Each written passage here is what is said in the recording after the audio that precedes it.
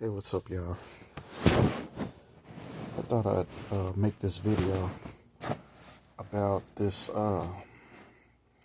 fiasco about Ashley Janae.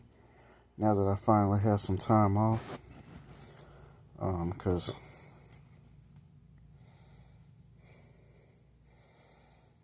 the past few days has been kind of weird. So there have been several instances of events that caused me to basically call out for today. And given the fact that there's this storm that's supposed to be coming in, and I don't know what this thing's gonna do, I might just end up calling in today too, depending on the severity of this snowstorm that's coming in.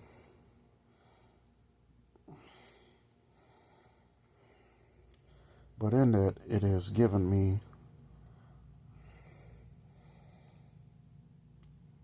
time to finally address the tomfoolery that is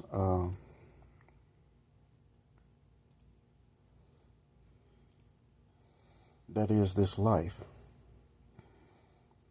The things of life, the issues of life, if you will.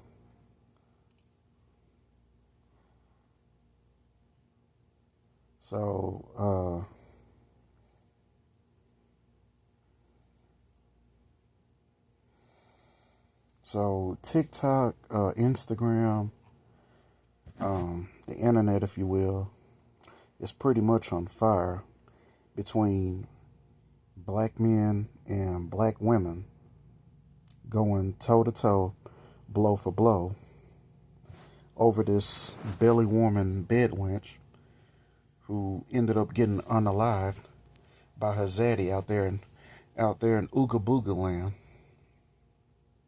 And out there in Ooga Booga booty land,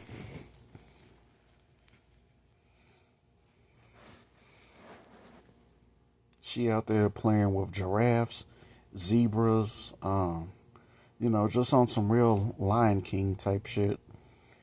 Out there with Mufasa and Zarabi with her zaddy.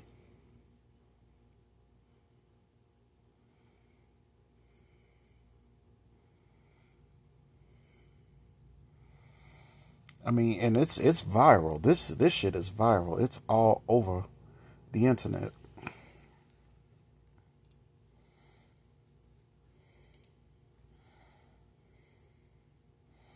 Now, for the record, I don't know what's going on with these apparent comments about black men apparently. And now here's a good question, because these 304s out here getting mad at black men. Yeah, it's a lot. Yeah, it is a lot. O'Shea Dookie Butt Jackson is talking about this. No, there's Shay Sade. Yeah, somebody left in the comment thread. It's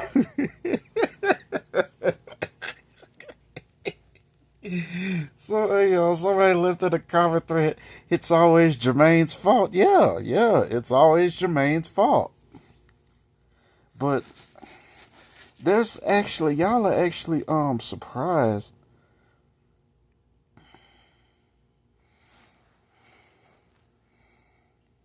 And for some odd reason, I feel the need to bring this up, because I'm looking at one of these that says Myra comes to Steve's school and brings him lunch.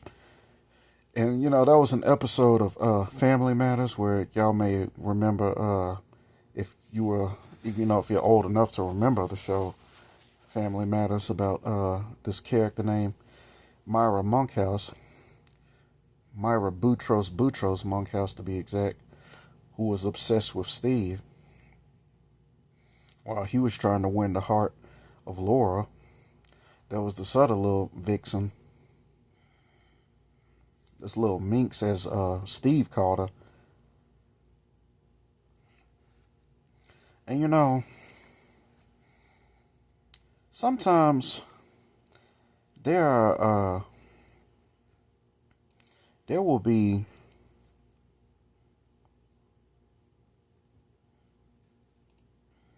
you know what I'm saying? There will be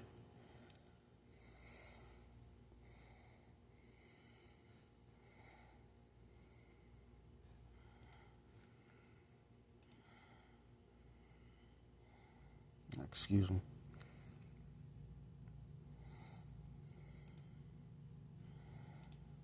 There will be instances in a black man's life where he finds or sees the prototype of black women that he would have loved to have had in his life, and then he has to juxtapose that to the black women who were in his life.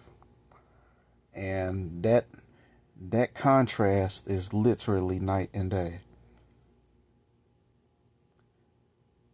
And there aren't too many instances of us black men having too many Myra Monk houses in our lives. Much less Laura Winslow's. Because Laura was who she was, but if nothing else, at least she was fine.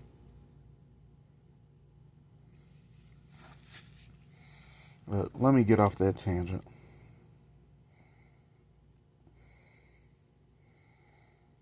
Now,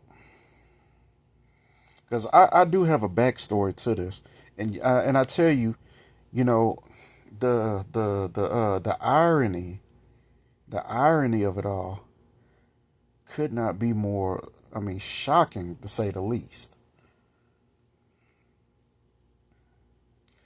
But let me just say this much.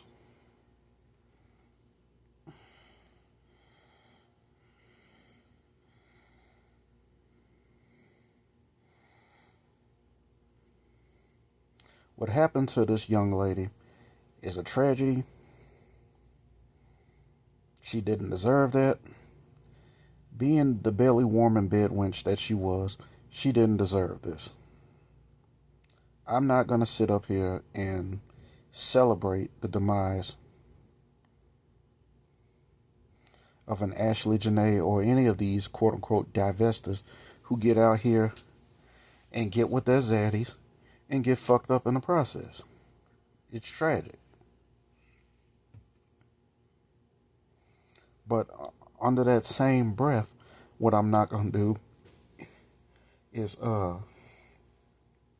be up here grieving, be up here crying and boo-hooing, and I damn sure ain't going to be up here running to the defense of said black women who decide to go the bedwench route.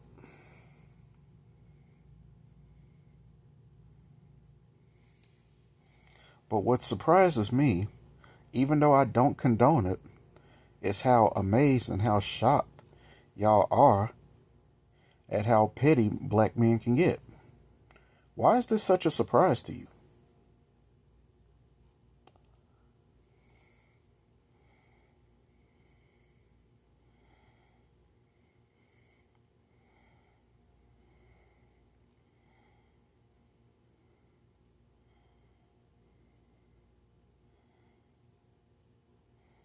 Especially when it comes to black women who've made it abundantly clear that they don't fuck with black men like that.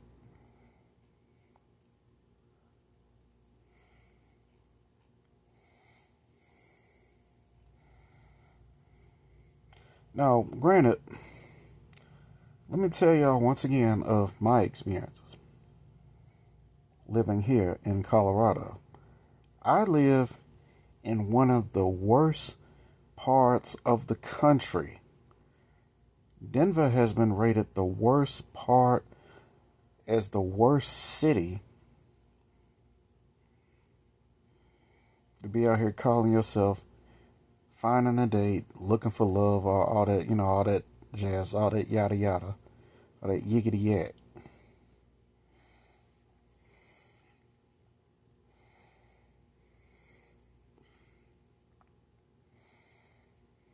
And it wasn't just before this happened, because I know this is fresh. Like,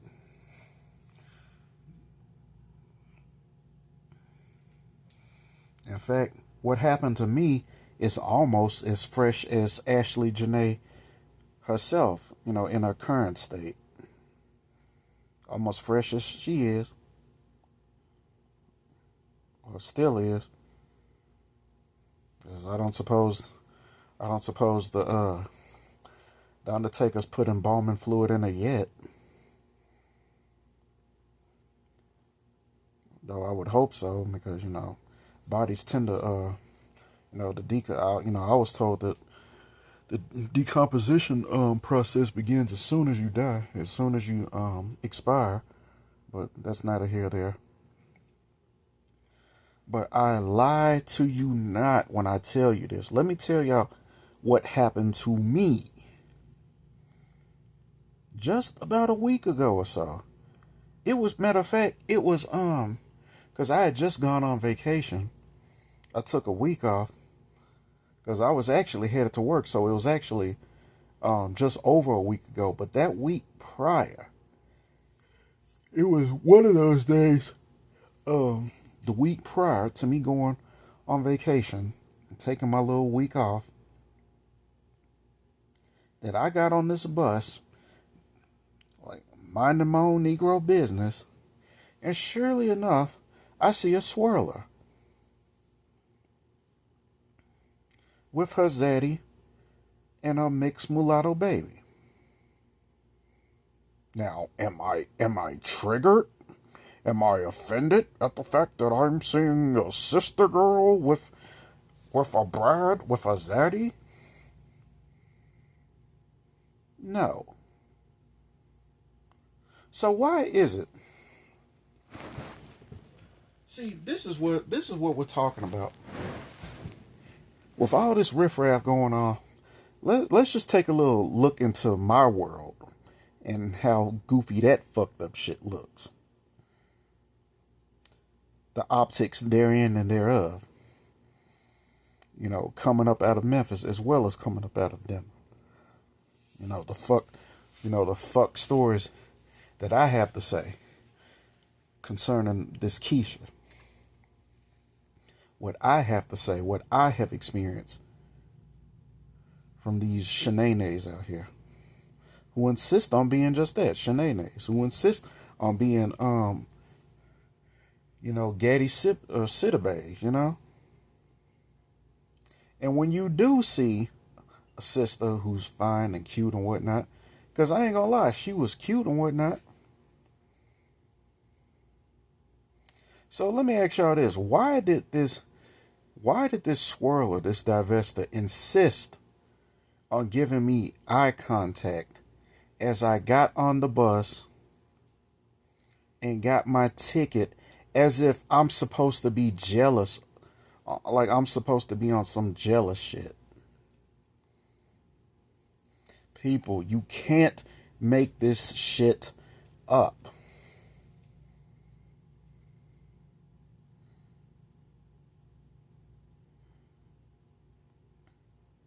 And my whole thing is this. If you gonna divest, go ahead and divest. Because can't nobody tell Keisha what to do, no way. Keisha gonna do whatever in the hell she gonna do.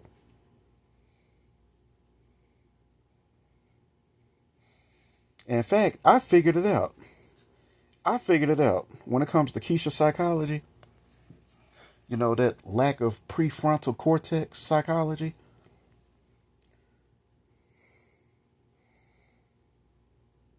The trick to Keisha is,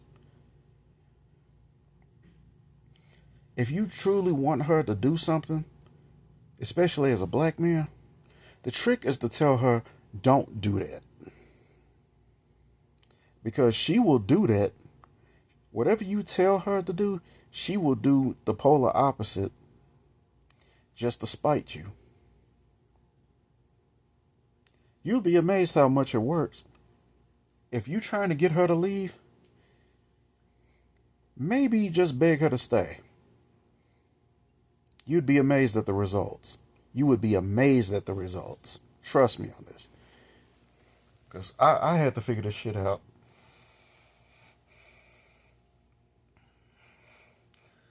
Because in my effort, I mean, I have made, I like to think I have made great efforts to deviate from Keisha, a woman that I can't do nothing with, a woman who has declared herself my enemy, my mortal enemy, a woman whose history I've looked up via books like the Daughters of the Trade.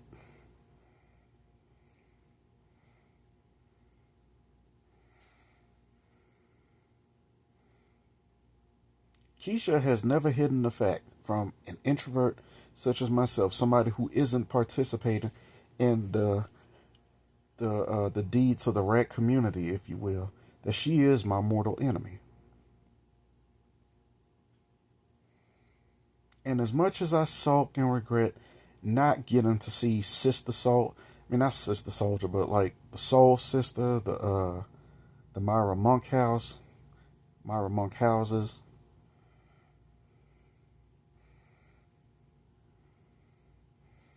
I needed to see that. I needed to see Keisha in her most twisted and satanic and demonic form.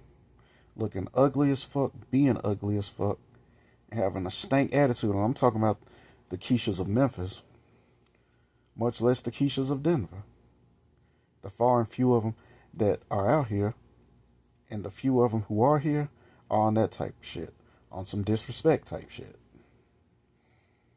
On some bedwenching type shit.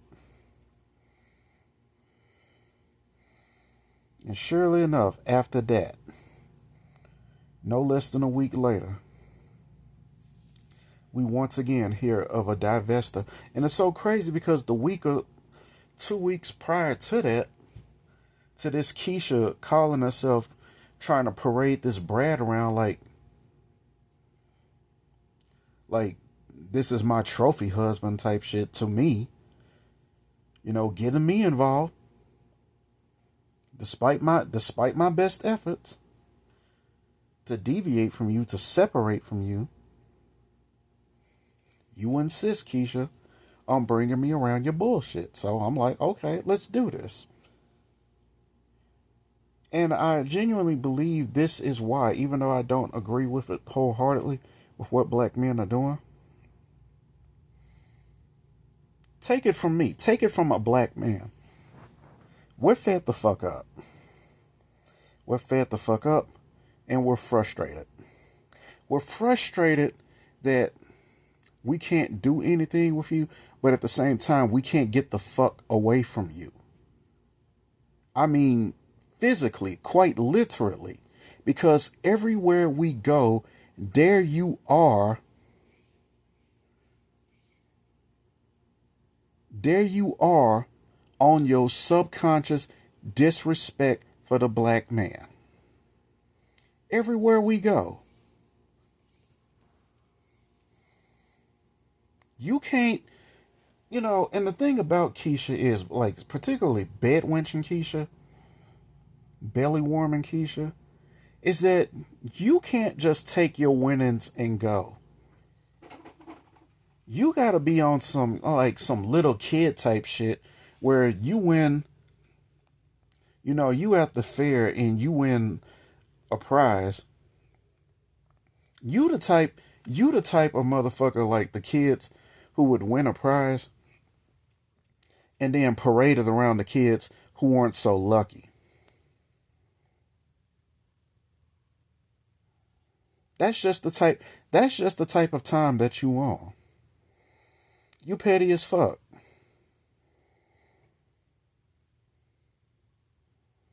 So this has very little to do with the fact that, oh, we black men are mad because you running off with the white man, you running off with the enemy. Now there's some hoteps who are like that.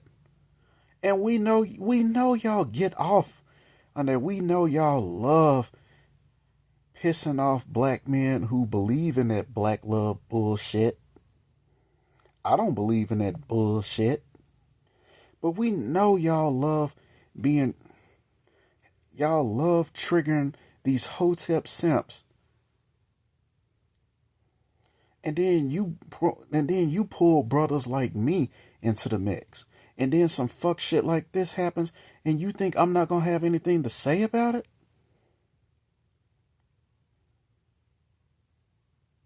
The hell I won't. Because it's fucked up as it is that black men are getting on here, according to you, celebrated. I don't think they're celebrated. They're probably making a mockery of the shit. But Keisha, I know you're short bus. I know you have a short memory. But black men like me, we have a long memory. We keep a long memory. We keep file, a long file. So let me ask you this. Do you or do you not remember when y'all celebrated the death of Kevin Samuels as well as the death of Kobe Bryant? What, did you forget? Did you forget? Did you think we were going to forget? And why were you so pissed off at Kobe Bryant? Is it because he did the same thing that you divestors do? Because he dated a woman outside his race?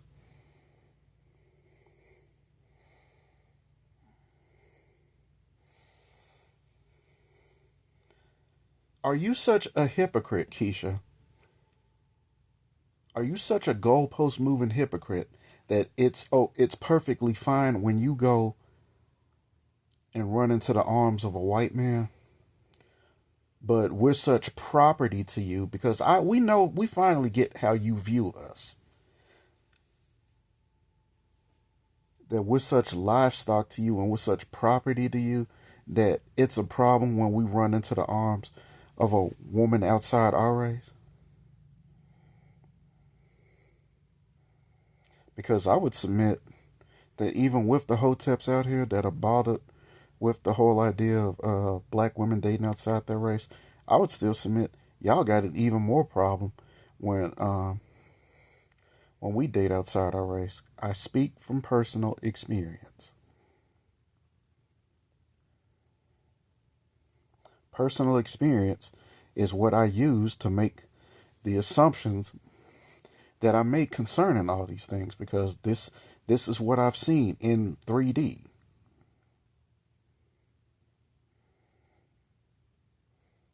A man who is about as far from a Pookie as a Carlton Banks or Steve Urkel.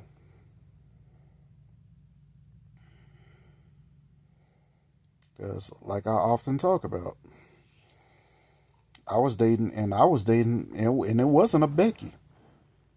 Believe it or not, I was dating a Keisha.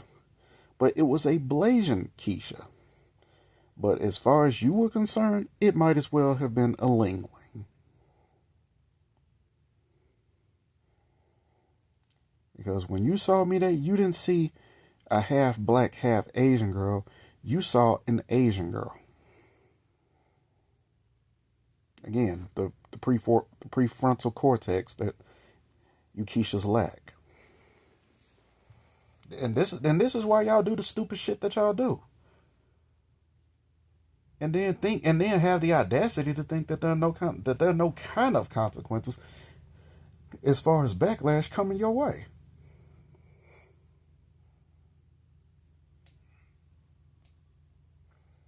But let me say this, and I like to think that I know I don't speak for all black men, but I'm pretty positive that I speak for a huge majority of black men when I say this. At least the ones who listen to AC Reacts and the Cannibal Commentary like I do. And, his other channel, the Blackout channel. Who instructs us to stay away from y'all. Which we go out of our way to do. And who better to stay, who accentuates that more than Colorado Keisha, much less Memphis Keisha?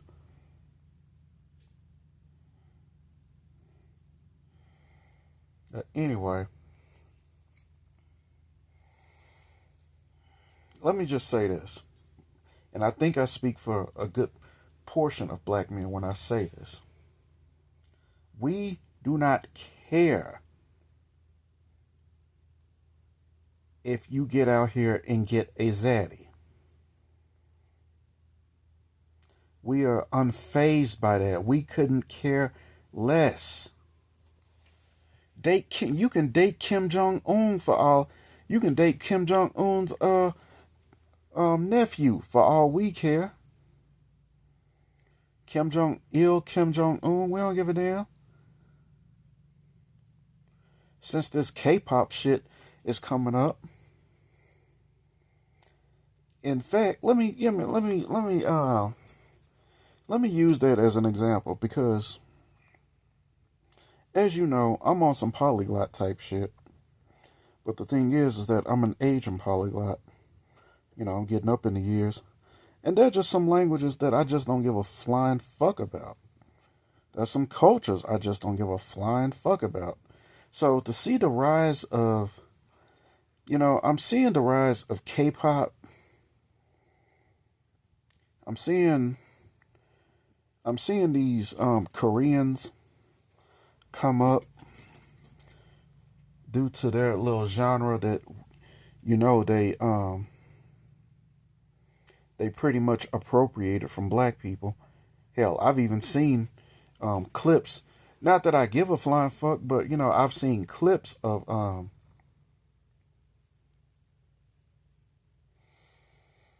Koreans making songs, many songs, matter of fact, not just what I was about to talk about, but like that song from Michael Jackson, like, oh, baby, give me one more chance. Songs like that. They up there singing in Korean. Oh, 안녕, 안녕하세요. 잘 지내세요. 한국 음식 먹으세요. Like that type of shit. 한국 음식 먹으세요. Yeah, seyo, seyo, seyo. 안녕하세요, seyo. That type of shit. So with that said, and I think part of what makes me give such a flying fuck less, or not, or the lack thereof for that matter, about Korean culture is that I've already been a prominent student of Japanese culture, because, I feel like, because there are these ads about, like, that McDonald's is having, so the K-pop culture is infiltrating McDonald's, and I feel like, they're trying to, for whatever reason, the Koreans are just trying to which, I'm looking at all that and I'm just saying, what I'm saying? I don't give a flying fuck. Now, with that said, I have my books on Korean. I have several books on Korean. And if the day comes, I can read Hangul. As you can see, I can speak Korean to some extent. Because even though I was saying that mockingly and jokingly, I was indeed speaking Korean, even though it was just a bunch of, I was talking about, I eat Korean food, and I was singing a song because I was just talking about how they be appropriating our shit. Anti-black as they are, they up here appropriating our shit. Make it make sense. But that's your Asian, though. That's what I'm like, at this point, I'm at the age now, being 40, I'm like, this is what these people do. This is what these people do. This is their style. This is their style. They put up this vitriol for black people and then have the audacity to appropriate the shit from the very people that they swear they revile so much. Who mind you, had nothing to do with their conquest. And I don't mean their conquest, I mean the conquest of them by the Western powers. We had nothing to do with that shit. So I'm like, that's where I draw the fork in the sand and say that's the story. That's the story of a group of people like the Koreans. And that's why to this day I don't fuck with Koreans like that, much less the other Asians like that. And that's what I'm saying about you Negroes going to these countries, going to these Asian countries, thinking that it's sweet. Ask your boy Johnny Somali if it's sweet. Going around just doing too much. Going around just, making black people look bad. And I know, he's a ooga booga. He ain't he ain't a grassroots FBA. That's a whole ooga booga from ooga booga booty land. African booty scratching land. But the Asian doesn't have enough common sense or, wherewithal to see the FBA and say that that's a Native American and, a black indigenous, Native American versus, an African. We're all one and the same to them. So with that said, Ooga Boogas like Johnny Somali going to places like Japan, Israel, all up and down Asia just making an ass of himself. And he fucked around and found out in a place like South Korea. Good for that fuck nigga. Because that's another group of people that I give less than a damn. Because, hey, I'd be like, hey, South Korea or Korea, y'all lucky. At least I study y'all's languages. Because, shit, you should see what I do with Ooga Boo. You think I study Ooga Booga's language, Johnny Somali's language like that? Like, fuck no. But I say all that to say, so that I can get off tangent, I say all that to say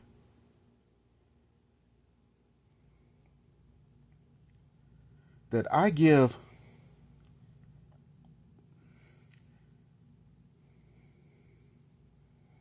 the amount of concern that I have for a black woman divesting with a white man and having her mulatto green haired mulatto babies with the good hair is less triggering to me than this new genre of K-pop that they're trying to that the media is now trying to push on us. Like I don't know what Korea is. Like I don't know what K-pop is. Like I don't speak Korean to an extent. Like I don't speak all the other Asian languages to an extent. I couldn't care less.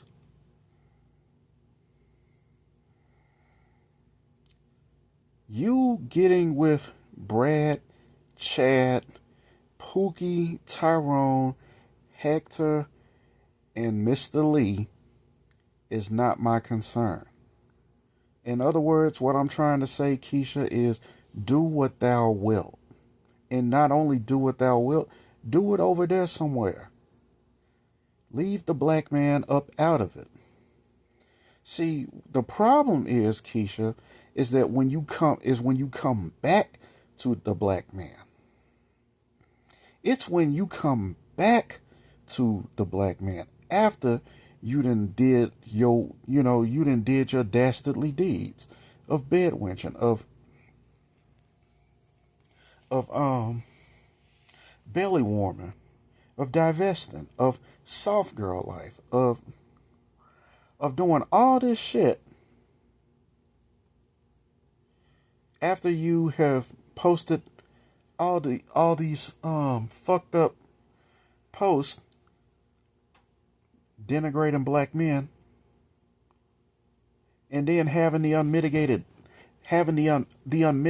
gall to come back and expect the very men whom you denigrated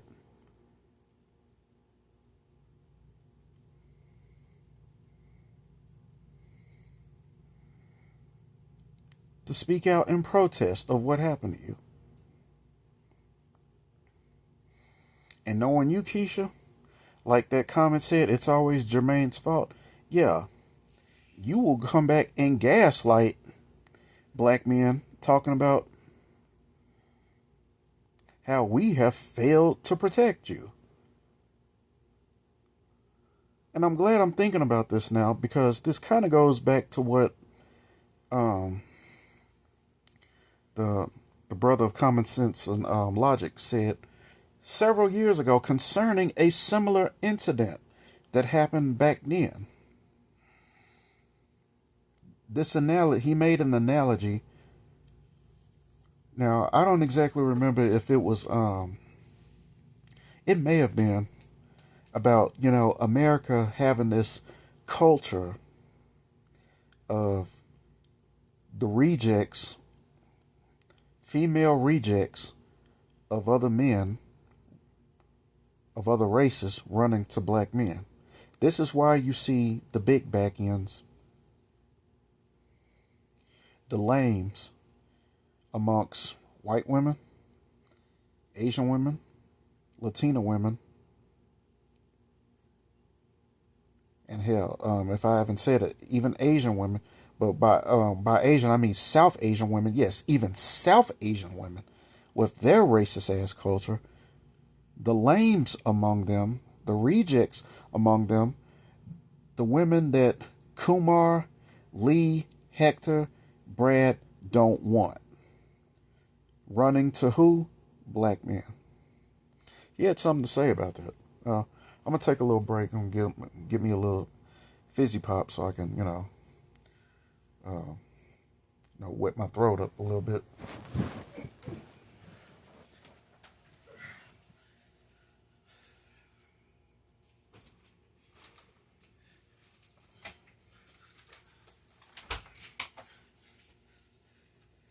Oh yeah, I got time today.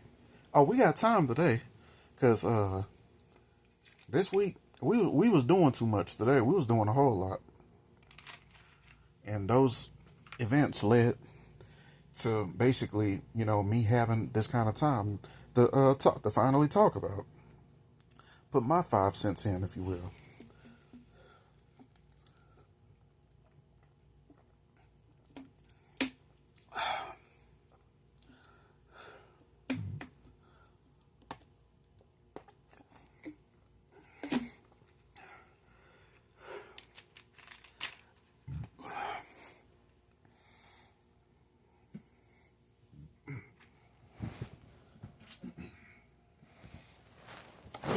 Now, I believe his name is Equazy 100, but his channel is the Brother of Common Sense and Logic. He stated once that black women divesting to other races of men, as well as these rejects of women from another race, like Cardi B, just to name one, because he used her face as the title, because it's not like the black community is in scarcity when it comes to the face of ratchetness. I mean, Jesus, we already have Sexy Red. We already have Megan Thee Stallion. We already have Nicki Minaj, even though she's Caribbean. To be including a loudmouth Dominican, a loudmouth spit, right?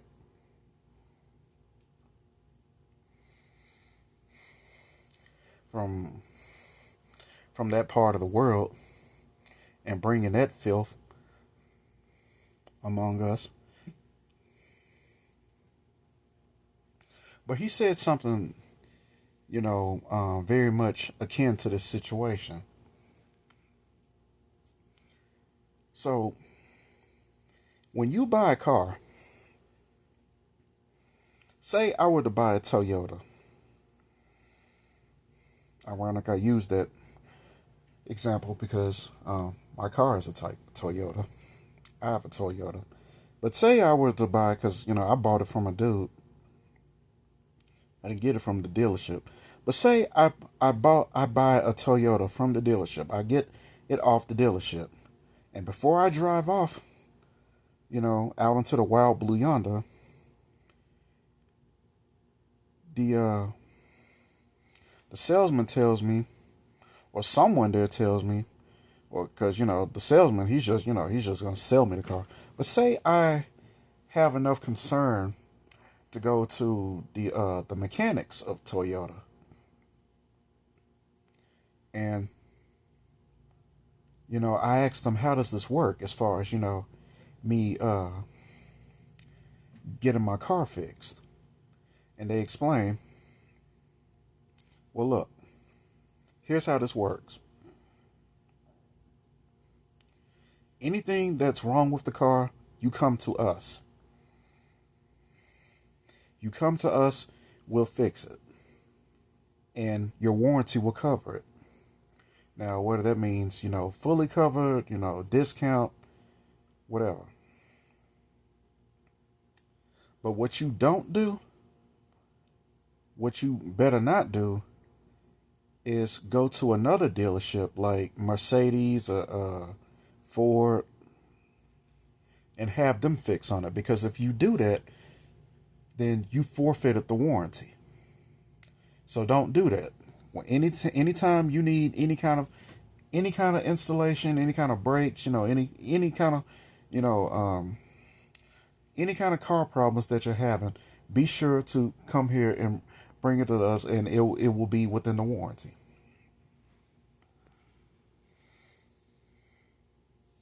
So for whatever reason, say I need some brake pads, instead of doing what the mechanic told me to do, which is to go to Toyota to get my brake pads done, I go to Chrysler.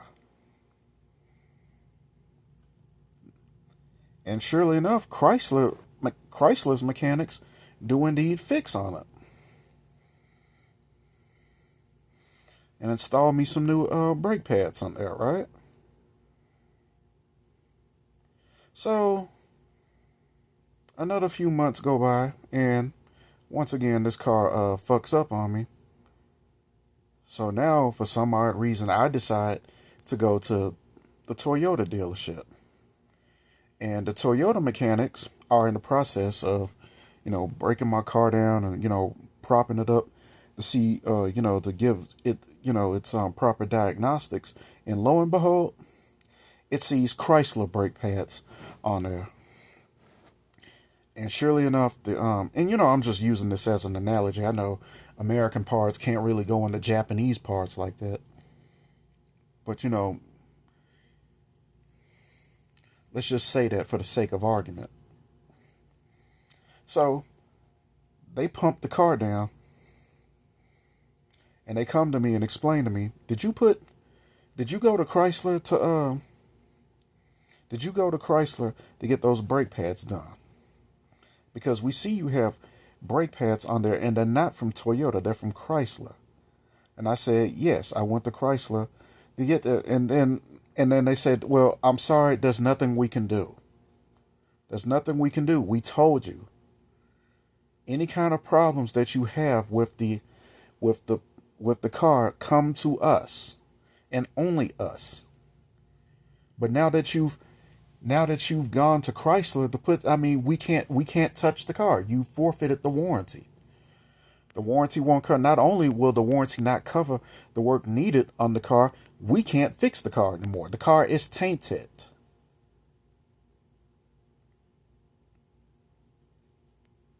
As far as we're concerned, it's not even a Toyota car anymore. It's a Chrysler car.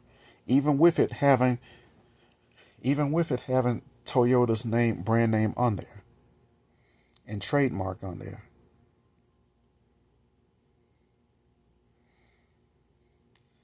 Now, Keisha, I know you're a little bit slow. 40 years on this earth has shown me that. But do you have any concept of what I'm trying to say when I say what I'm saying? Concerning you, concerning this bedwench, concerning this Section 8 welfare queen, concerning any of you who seem to point the finger at the very group of men who at this point have made an effort, a conscientious effort, to get as far the fuck away from you as humanly possibly can, knowing that we can't do anything with you.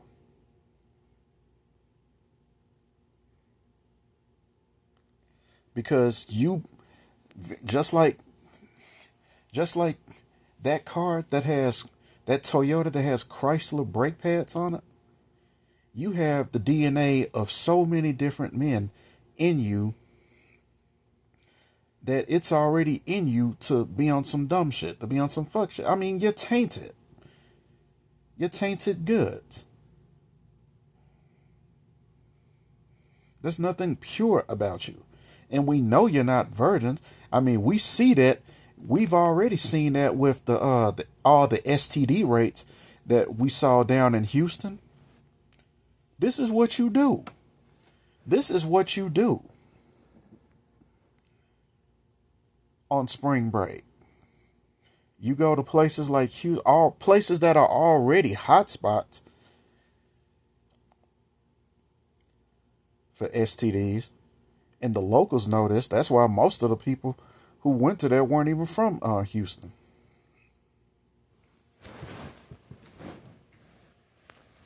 But hot spots like Miami, Atlanta, Houston,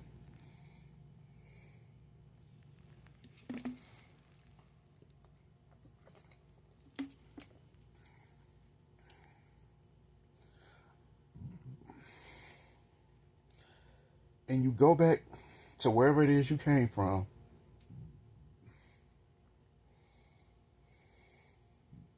next thing you know, you're talking about, and you're posting it online too, about which is good, because we need to know this. That's why, man, I am so glad we live in the time that we live in now, because we can better analyze and assess where we need to be going. You know, it's almost like that. It's almost like that Blue Book, or whatever that book was that Negro wrote. They actually made a movie on it too, about books that basically that advised black people back in the day where to travel, and where not to travel, so as to avoid sundown towns. And I talked about this before, way back in the day, about it ain't, as a black man, it's not good enough. It's not good enough to avoid sundown towns. You gotta avoid nigger towns too. Not just because of, and it ain't just because of YNs, but it's because of disease-riddled quiches too. If the YNs don't get you by pew-pewing your ass, the quiches just might.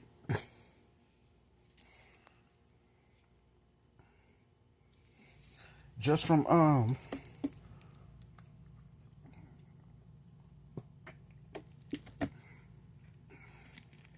getting into an altercation with them, and them up there probably trying to spit in your face or something.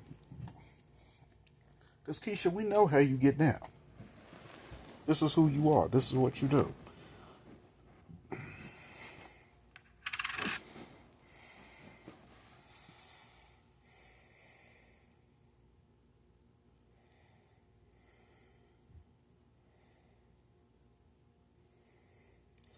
So by you doing that, by you having the DNA of multiple men running up in you, you forfeited your warranty.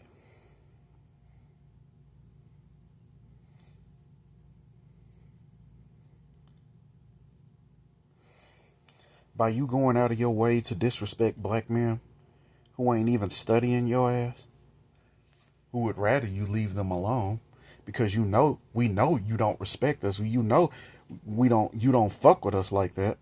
So why are you bothering us? Why are you even coming around us?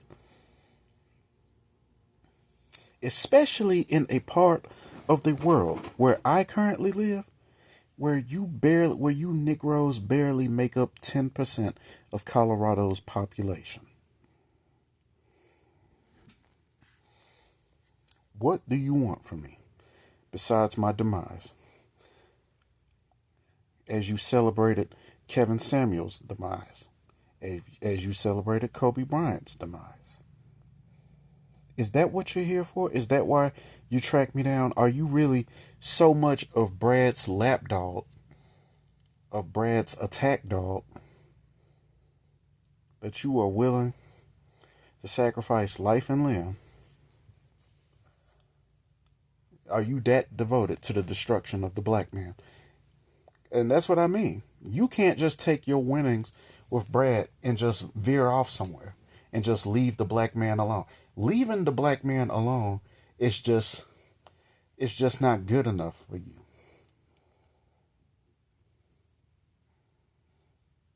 It's almost as if you know that to do that would mean that the black man, hey, he may not have the buns, he may not have the booty and all the sex that you jungle, yeah, that you jungle bunnies prioritize, but one thing that he will have is peace. And he might just, hell, he might just get him a Becky along with that, who becomes his peace.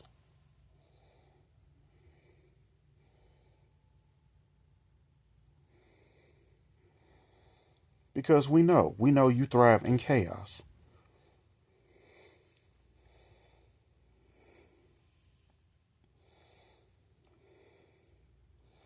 And I find it so strange too that as much as you divest the Brad, I find it so strange that you know very little about Brad.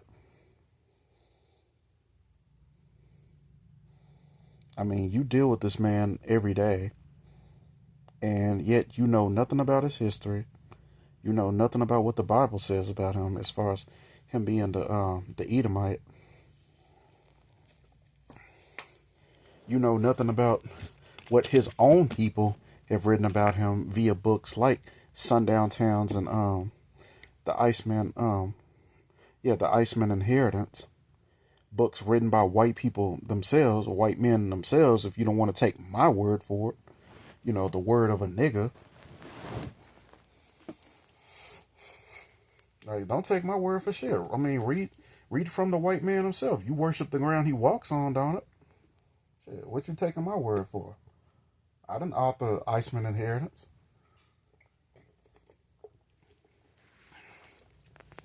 Nor did I author Mein Kampf, Midas Riot, the Turner Diaries. All these books that I seem to know about,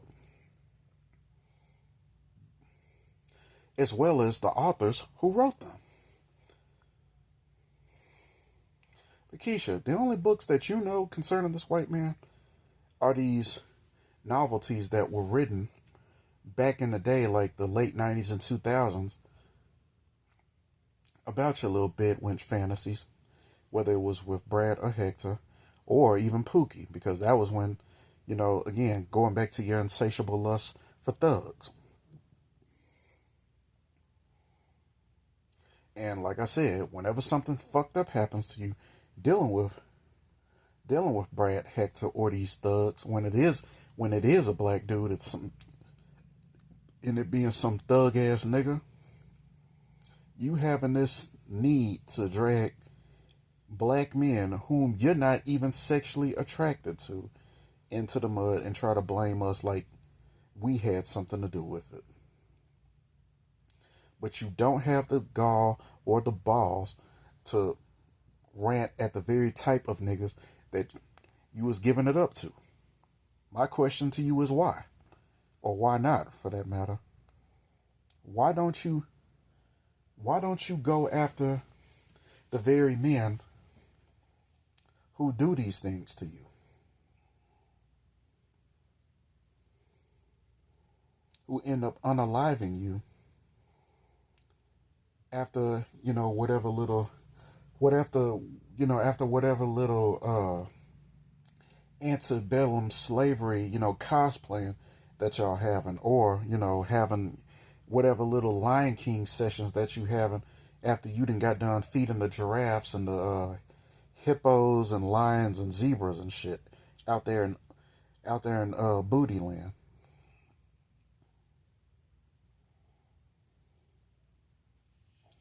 Out there in the dark world.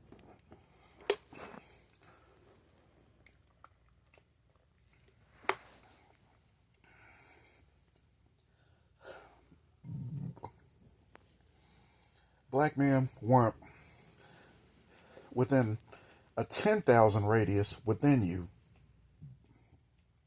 and yet you blaming black men for your demise. The very same men, like I said, the very same men that you denigrated.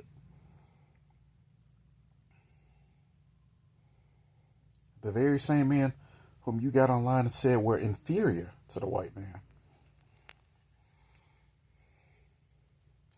Somehow, it's our fault that you're dead. The very same men whom you celebrated when they met their demise, i.e. Kevin Samuels. You mad at those men. The very same men who, like I said, don't give a flying fuck when you do divest and run to the white man. In fact, we're giving you to this white man. We're like, take her. And like I said, sometimes we'll even go out of our way to pretend, to fake outrage, like just so that, we can trigger that rebelliousness in you, to make it seem like, just to put on the show, make it seem like we do care, that we are concerned that you running off the bread. Oh, how could you do this, sister? I'm like, shit, man, that was this goofy dumb nigga bitch gets the fuck, man. You know how much peace and quiet I'm getting, not to mention all the white booty that I'm finna get once this goofy belly warming bedwench gets out here and gets unalived by Brad. And it was just 2 weeks prior to that I saw one of the far and few sisters out there that I know I'll never meet, but the far and few sisters that I would meet and would fuck with, unfortunately, it's like they are far and few in between. The Emma Ansas of the world, the Danica Maries of the world, the Myra Monkhouses of the world, black women who are actually on our team. I am thoroughly convinced that shit does not exist. Unfortunately. Not within the projection, of my reality.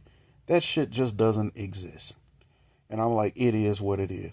But anyway, she just did a report on, the lady who does the Crimson Cure, the Muslim lady.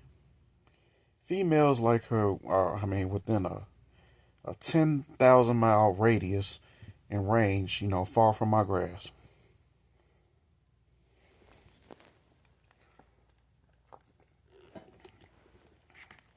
And that's okay, because Big Bro AC would say to stay away from them too.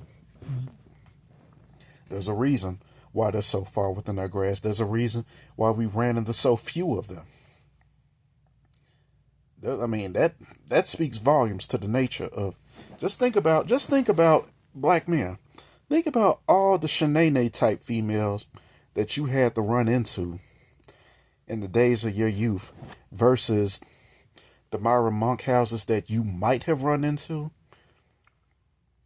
Because I can definitely count on one hand how many I ran into versus the countless Shaniquas, Zarkeishas, Shawanda, Lowandas, the typical neck weaving, pink hair wearing, like this goofy. How many of them we've run into? And see, this is the problem.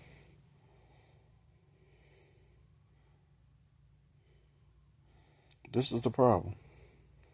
Divestors and bedwenchers really aren't the problem, not for me, because most of the Keishas that I run into actually deal with black men, they deal with pookies. They're poo-Keishas. It ain't a whole lot of bedwenchers and divestors, but when you do see them, they just on some funny style shit. I'm like, why can't you just enjoy your winnings with your zaddy and leave the black man alone?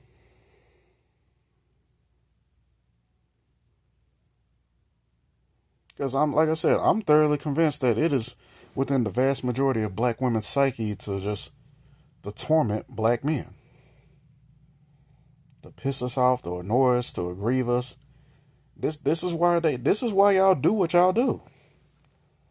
This is why y'all, when, a black man is fool enough to get with you, you end up not, it's not, because there was a time, the black woman is so, she is so fucking destructive. There used to be a time when she would just destroy his Xbox. She would destroy his TV. But it's like nowadays she has evolved in such a way that she has figured out that instead of just physically destroying an Xbox or a PlayStation, she'll just get online. Because I've seen this before. She will get online. She will actually log onto the system and delete her dude's player information. And that's pretty vital because, I'm from an era where, I remember my mom talking about, she used to say it all the time that, if I could make money playing video games, I would. Because back in the 90s, it were no jobs where you could just, make money playing video games. But we actually live in that time period where you can make money playing video games. The problem is you got to be good with that shit. There are actually dudes out here making a living, and a pretty decent one at that, just off of playing video games. Now, so needless to say, the memory card, the player memory, it's vital for them to keep that. Otherwise, they're going to have to start all the way over again. And there's just some things that it ain't no starting over again. And take it from me, I know what it's like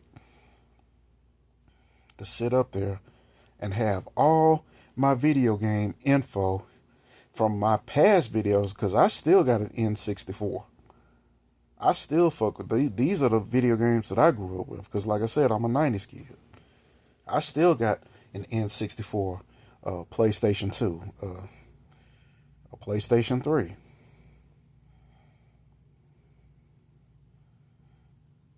So I know what it's like to have my memory card info deleted. But to have that shit deleted and that's what you make a living off of. I've seen videos like that of Keisha doing some fuck shit like that. Because like I said, back in the day, she would just, she and her boyfriend having a fallout, she'd just destroy shit. But it's almost like she's evolved in such a way that, I got to come up with better ways to spite him. That's why I said, after, and the books say it. The books like The Daughters of the Trade tell us this. AC's channel tells us this.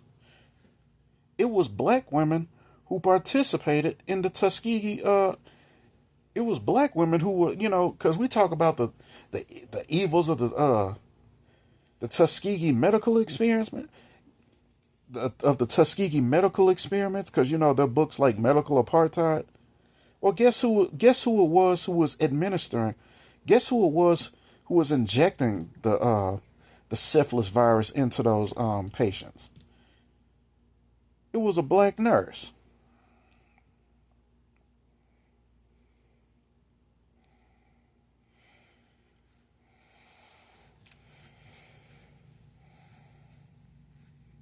So you have always been a pain in our ass.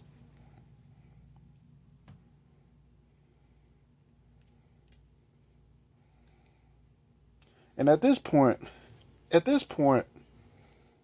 treat, calling ourselves, killing you with kindness, doing all this shit, you might as well be charming a snake.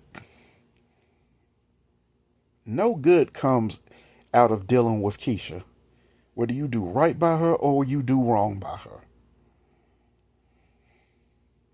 Because if you do right by her, it's going to be a slow dip. If you do wrong by her, it might, depending on how, much she gets off on it. Because I actually have to take it back.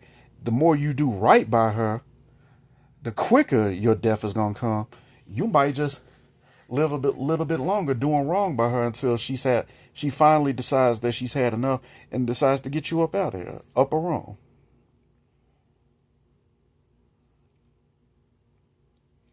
This is Keisha. This is who she is. This is what she does. Look at, yeah, matter of fact, ain't this a bitch? Matter of fact, look what's going on with Will Smith. Look at what is going on with Will Smith in this situation with Jada Pinkett. How she's tormenting this man. And we know he hasn't gotten back since, the quote unquote slap that was heard around the world.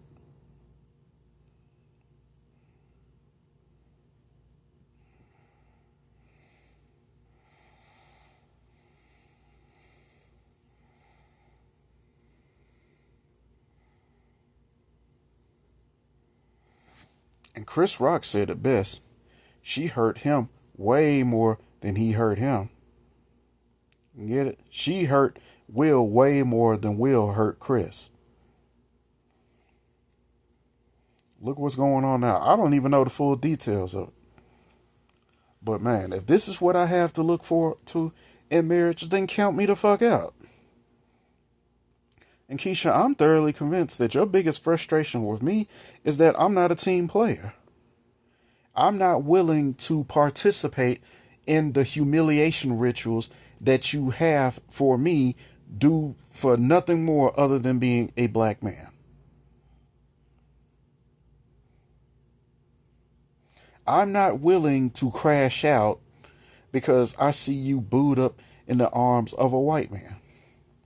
Or a Pookie, or whoever you choose, and yet and still here you come around looking to be just a pest, a nuisance, a pain in the ass.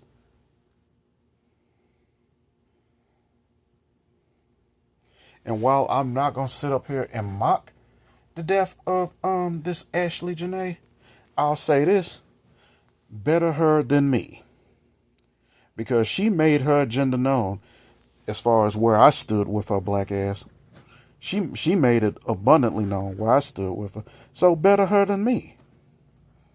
Better her than me. And you black men out there, you better start thinking like that.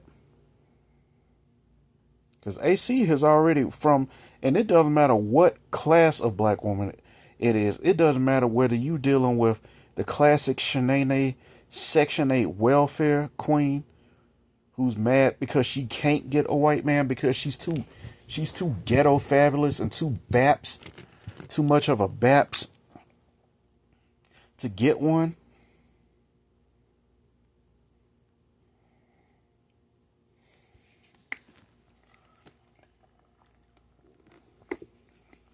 These old Bon Qui Keishas out here. Or say it is a sophisticated, somewhat intelligent, somewhat educated Negro bedwench who can get one, who can get a Brad and parade him around like some trophy husband or something.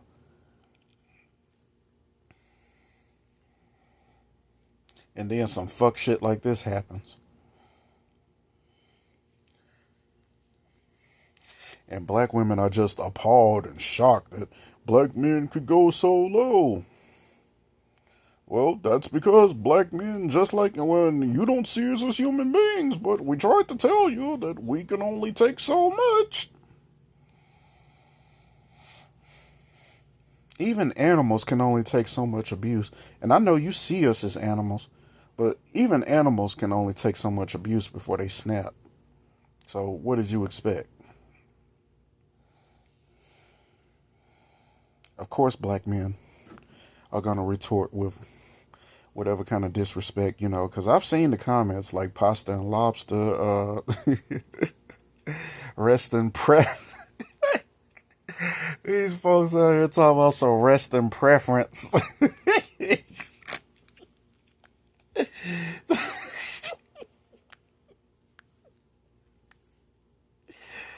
Oh man, y'all doing too much. Y'all up here talking about resting preference.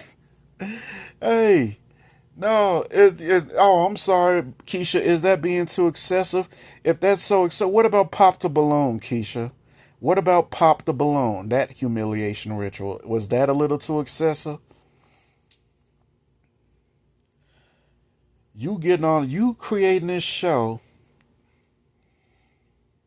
just so that you can, again, go out of your way to reject the black man, because we know you get off on this shit and then something fucked up happens to you, and the very men that you denigrate, the very men whom you emasculate, you disrespect, you reject, you demonize, you participate in this country's demonization of black men. These are the very same men whom you expect to come to your rescue. Make it make sense. Make it make sense. The math just don't math, Keisha. That math ain't mathing, Keisha. That Keisha math ain't mathing, Keisha.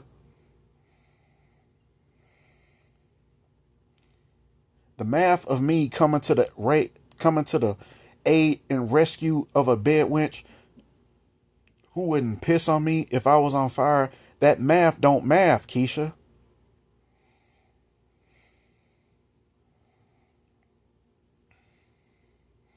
The math ain't mathing. Make it make sense.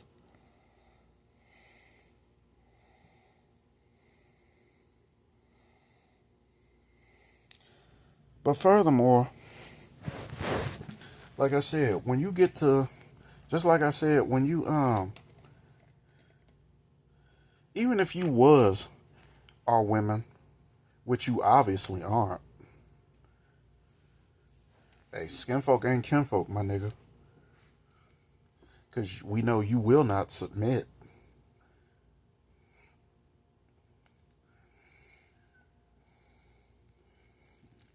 So with that said, even if you was our women,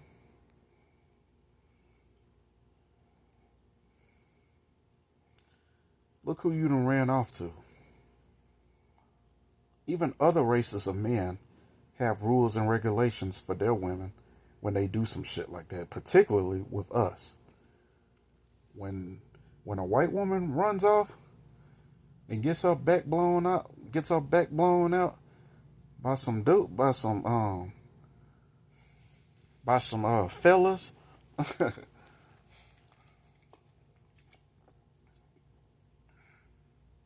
She done had all kinds of swords, baseball bats, and Lysol cans all up in her. You think Brad is gonna take back a Becky?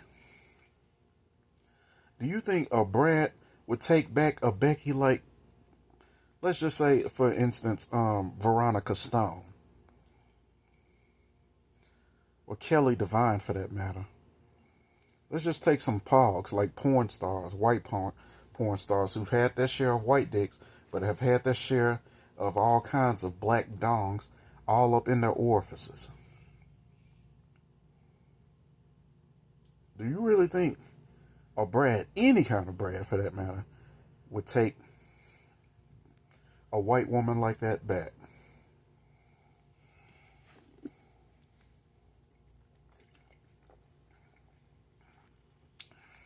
Yeah, and this is sad, because I was just thinking, this is pretty much part 2 of my version of You Will Never Be Mrs. Cartwright.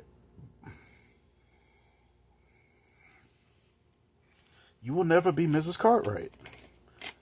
And this was just Brad showing Keisha, once again, just like off that movie, you will never be Mrs. Cartwright.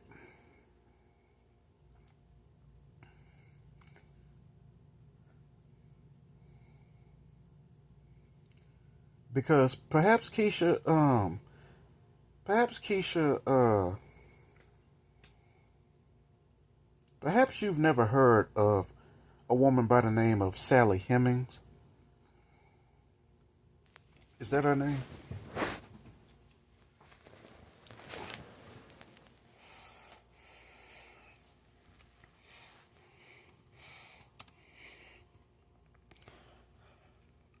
Yeah, Sally Hemings,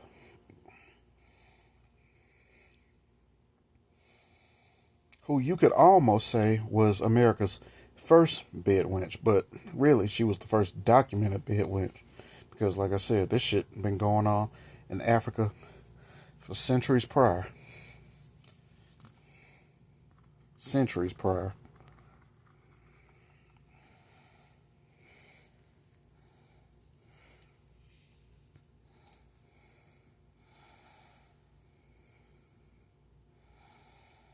And see, people are on here, according to Google, people are asking, did Thomas Jefferson actually love Sally Hemings? And it says through the 20th century, some historians accepted the possibility of a Jefferson Hemings connection, and a few gave it credence, but most Jefferson scholars found the case for such a relationship unpersuasive. In other words, Keisha, they can't prove that if it was a love connection between Thomas Jefferson, the president of the United States at the time, and his Negro belly warmer squeeze.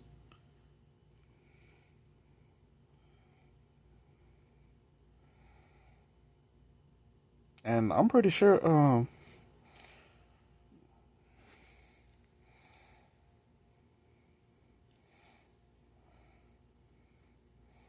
yeah, I'm pretty sure, Thomas Jefferson had kids with that nigga.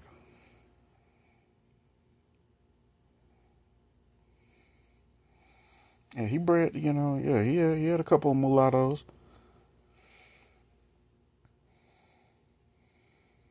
with her. But even Sally Hemings, never got a chance to become, because he ended up dying. He ended up dying. I guess I'm just gonna assume due to natural causes. And I think she was actually allowed to. She was a. She They said she was allowed some sort of quarter or whatnot after Thomas Jefferson had passed. So I don't know what that means. I don't know if she was allowed. All I know is she was probably allowed to stay on some plantation because I know they weren't just gonna let her black ass stay up in the White House.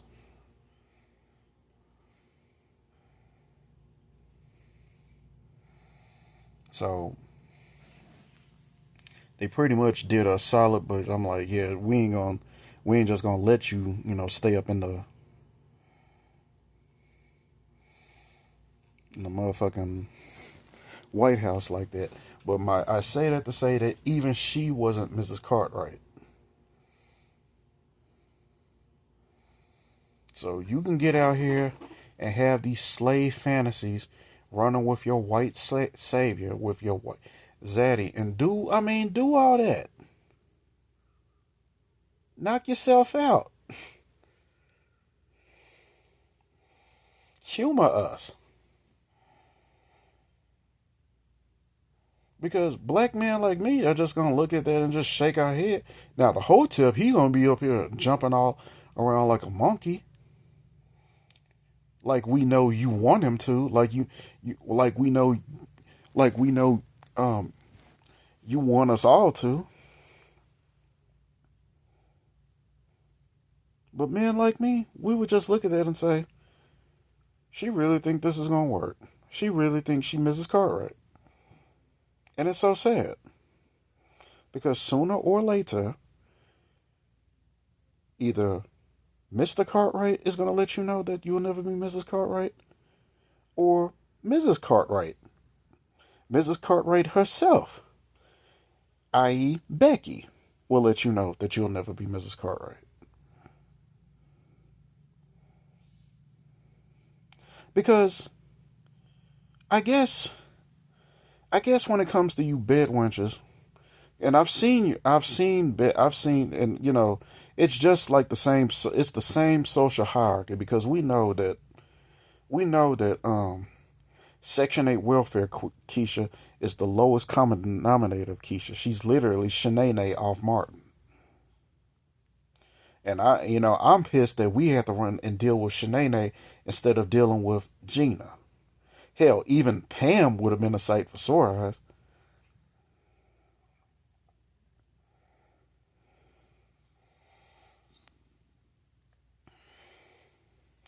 And it's actually now that I'm thinking about it, isn't Tia Mowry isn't Tia Mowry going through the same notion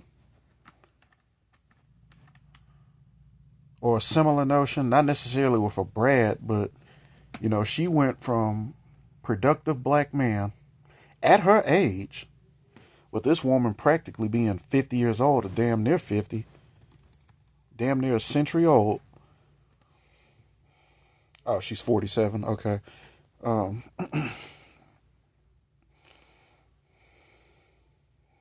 so she goes from that, still calling herself looking sexy, because I still remember that shit she did with her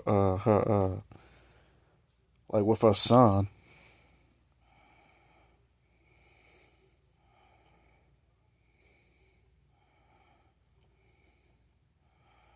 Probably couldn't probably couldn't dress her. Yeah, probably couldn't dress for her dude like that. But she can do that for her son. That's that son husband type shit.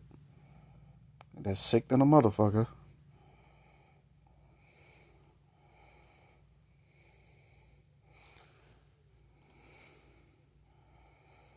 So yeah, it's this cat named Corey Hardrick, and she's off running. She's off running with apparently an artist.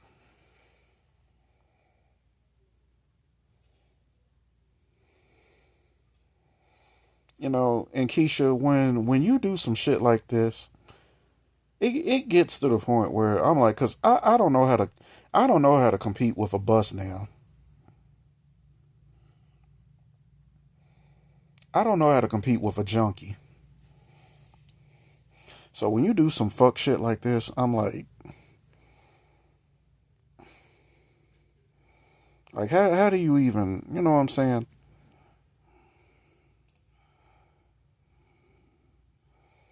You just like make it make sense. Cause it just don't make no sense. So there's that story, and there was another story recently about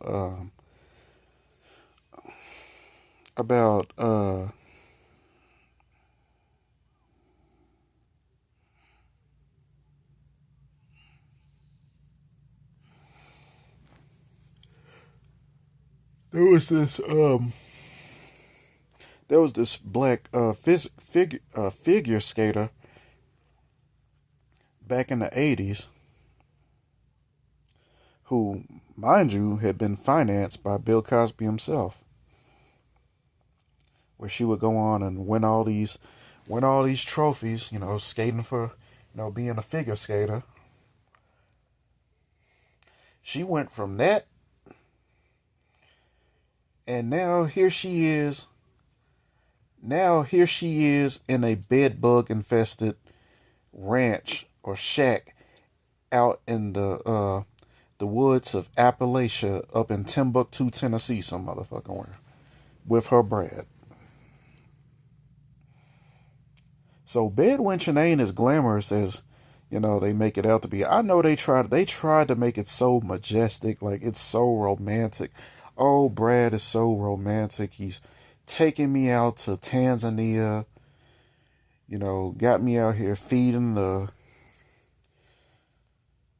It's like it's supposed to be some Disneyland eat your heart out type shit, and them niggas got into a full fight out there, probably screaming at the top of their lungs, so much so that staff there had to separate them. So let this just be a prime example of the complete fucking. I mean, just I beseech black men to see it for the facade that it is, and the fact that the vast majority of black men want just this. Because do y'all remember the show Scandal back in the 2010s? See, this is the mind of a bedwench for your ass. That show exposed so much black, or better yet, so much Keisha psychology. So much of it. That show showed and exposed so much Keisha psychology.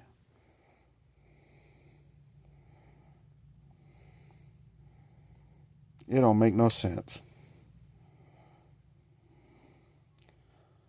Because every time, because I've worked in warehouses for a very long time, and plus I was in a chocolate city like Memphis, full of Keishas, full of Section 8 welfare queens, full of shenanigans, and wannabe bedwenches.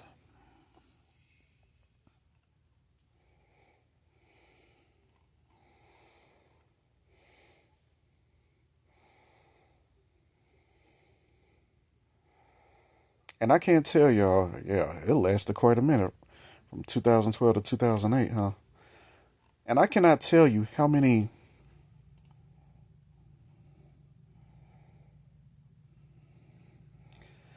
times I would see these Section 8 Keishas, Section 8 Memphis Keishas, running like moths to flame, watching the next episode of Scandal.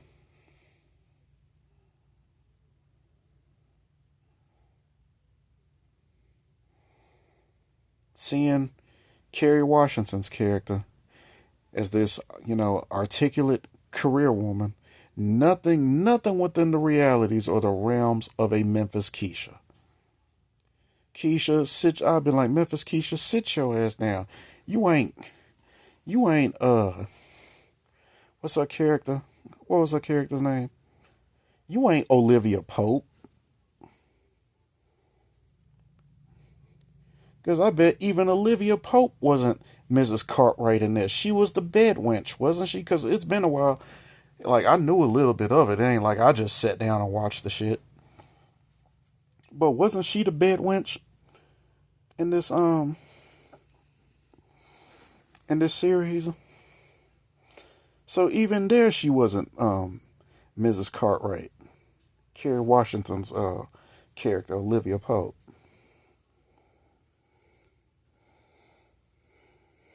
But here they are, big back ends, flocking to the TV at the warehouse, watching the newest episode of Scandal. And all I would do is just shake my head. I'm like, it's pathetic. But, what I was seeing, but I saw it, though. And what I saw was like, again, optics. Not necessarily bedwenches, because, like I said, these bitches were miles away from being a Meghan Markle, much less a Megan Thee Stallion.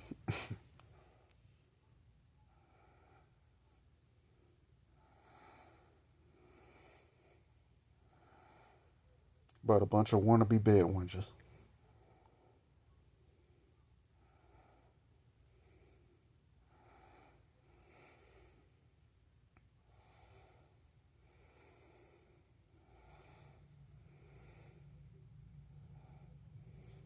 Because it was actually, before they flagged them once again, it was actually General Tito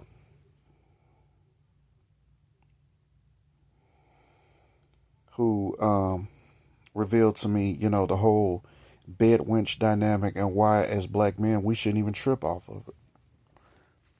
It was General Tito who revealed that this so-called bedwench, that who he revealed and that's how I ended up getting a hold of a book like The Daughters of the Trade, because he was the one who revealed that book to me, and how he described the relationship between Brad and Keisha, that's been going on, as long as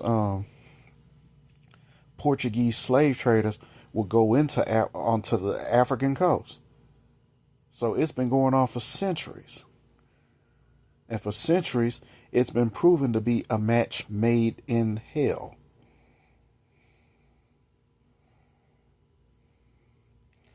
So as a black man, not a hotep, not a simp, who looks at this black woman as God on some idolatry type shit, instead of serving the one true God, sees the black woman as God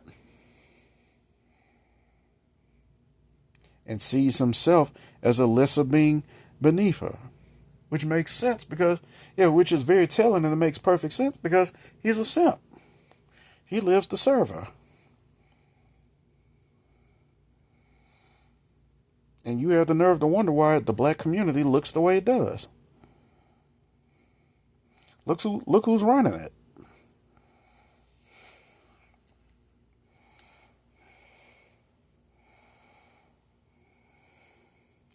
But in that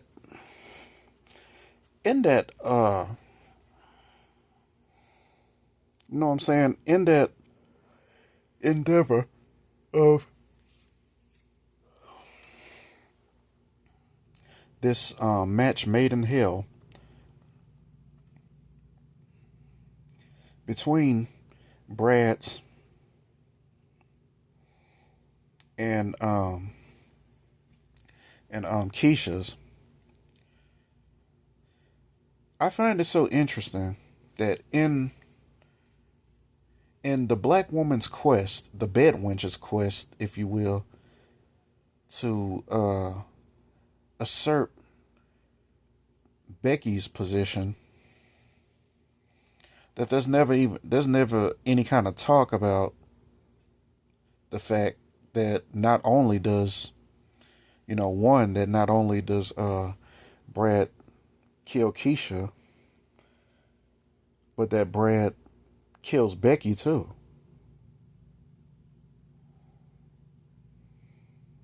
In fact, with all the neck snapping and weave, that neck snapping, neck rolling, or finger snapping and neck rolling, all that funky ass attitude and bedwench, nigger sass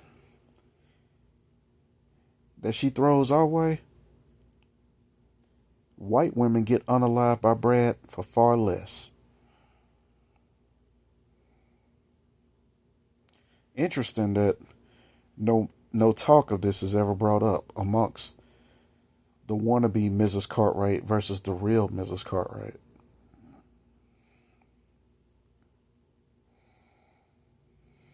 But once again, here we go again, seeing Keisha venturing into cultures and people just because these people have been living here for as long as this country's inception, of a group of people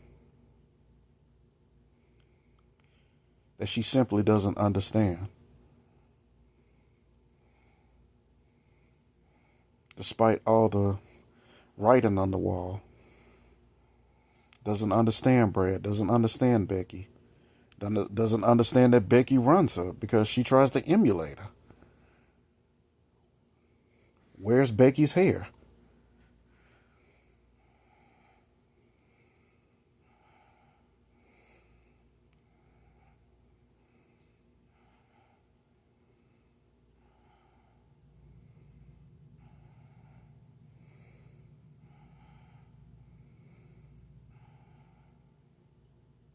I mean,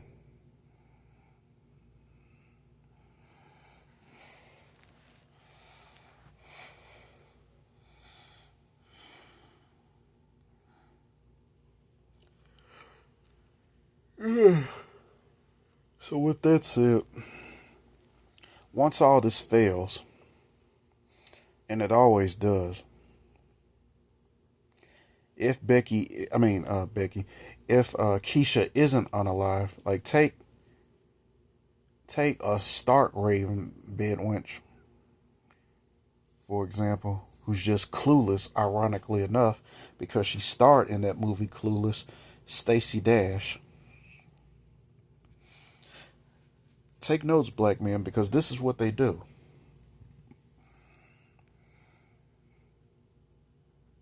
This is what your adversary does. And you think because she's a female that you like she's like that excuses her from the damage and the destruction, the irreparable destruction that she has caused in the black community. That prevails to this very day, which is probably why, most likely why, you have the hoods of the community all across black America. Because would you believe me if I told you that there were actually black communities, that there are actually black communities out there that put the Fresh Prince of Bel-Air to shame?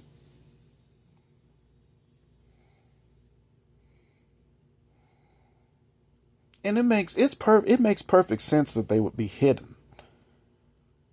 It makes perfect sense that they would be hidden. Because, I mean, we got the story of Black Wall Street. But contrary to, this stigma that America goes out of its way to show and, depict black people, and, they're always showing these hood boogers, these thugs, the ghettos of Camden, New Jersey, the ghettos of just the ghettos of Detroit, the ghettos of Baltimore, the ghettos of, NYC, the ghetto.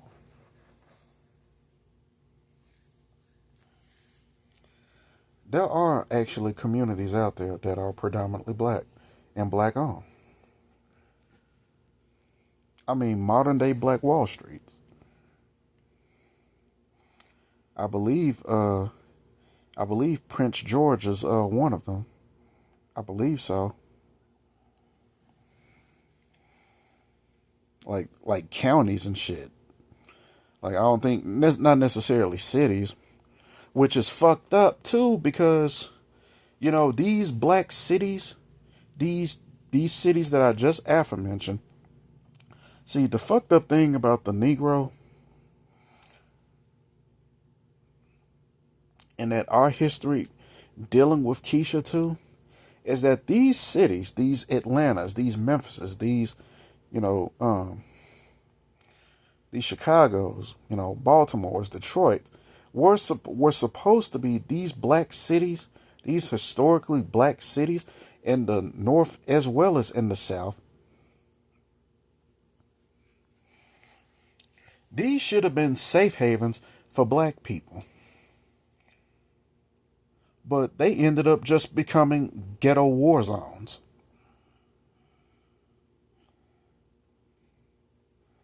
And there's a reason for that.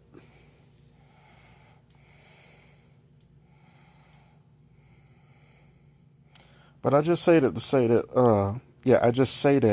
that, real black communities do indeed exist. But knowing my nigga ass life, it's very unlikely I'm going to run into them. It's very unlikely I'm going to run into a real Hillary Banks who ain't on some bedwenching type shit.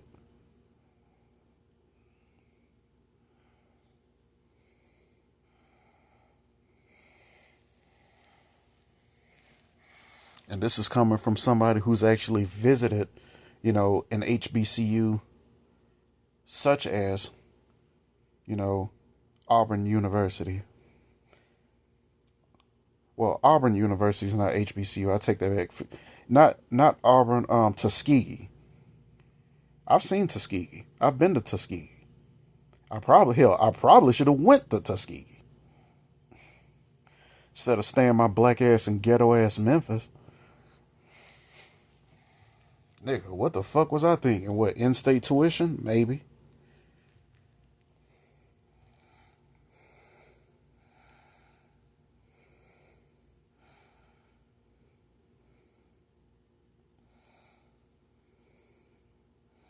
Because I know I probably didn't have what it took to go to a place like Morehouse, per se, but I hear all the coonery and shinery. I ain't really feeling Atlanta like that. Atlanta just ain't my spot nowhere. But Tuskegee,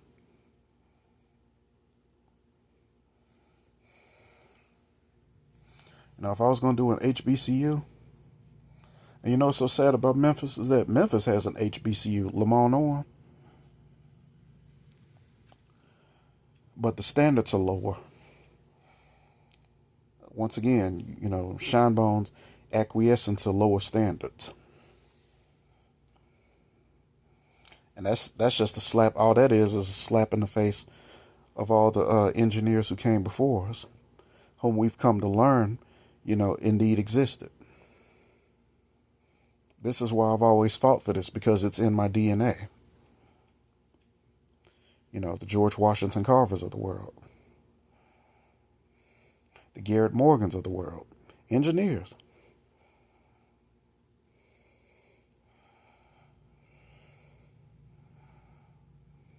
Black engineers.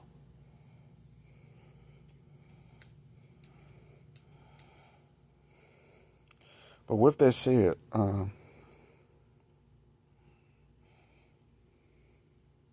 you take a woman like Stacey Dash, who had it out with her, tried to be the white man's mistress. She called herself running back to black men. But like I said earlier, the warranty has been forfeited.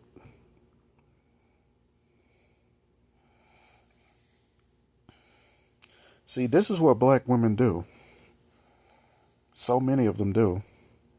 When the Mrs. Cartwright thing don't work out,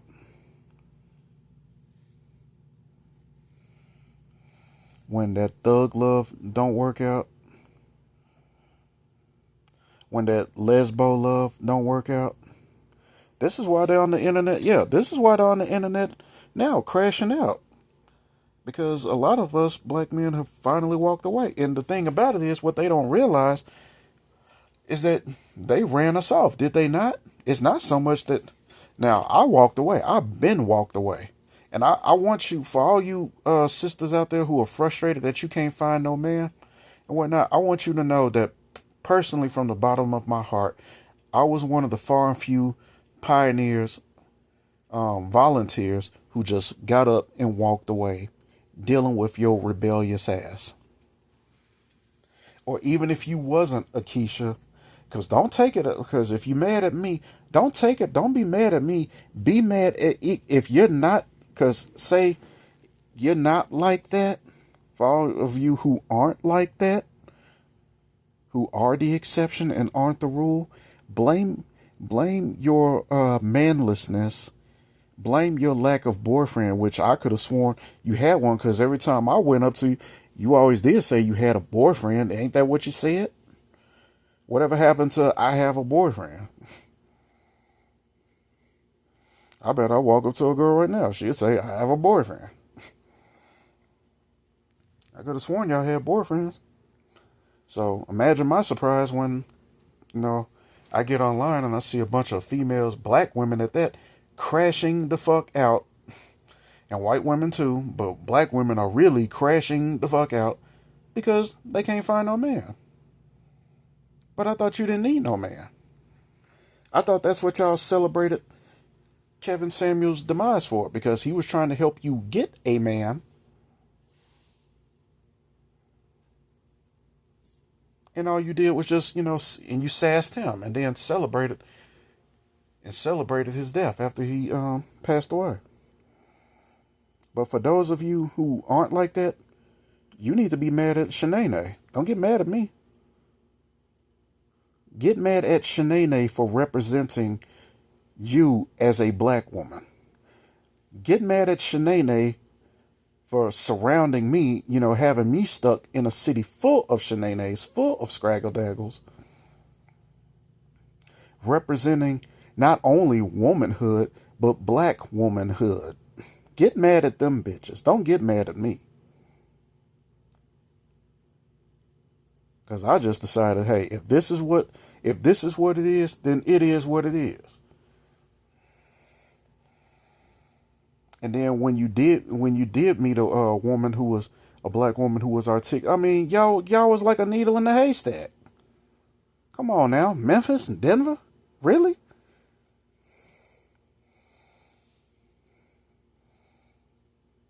Is it a big mystery? My so-called dating history is so jaded and shady and just outright fucked up. That's what happens when Bonquiqui and Shanae get to represent womanhood. You might as well have trannies representing and lady boys from Thailand and the Philippines representing womanhood. Do they speak? Do the tranny and the lady boys speak for all women? I mean, is this where we at?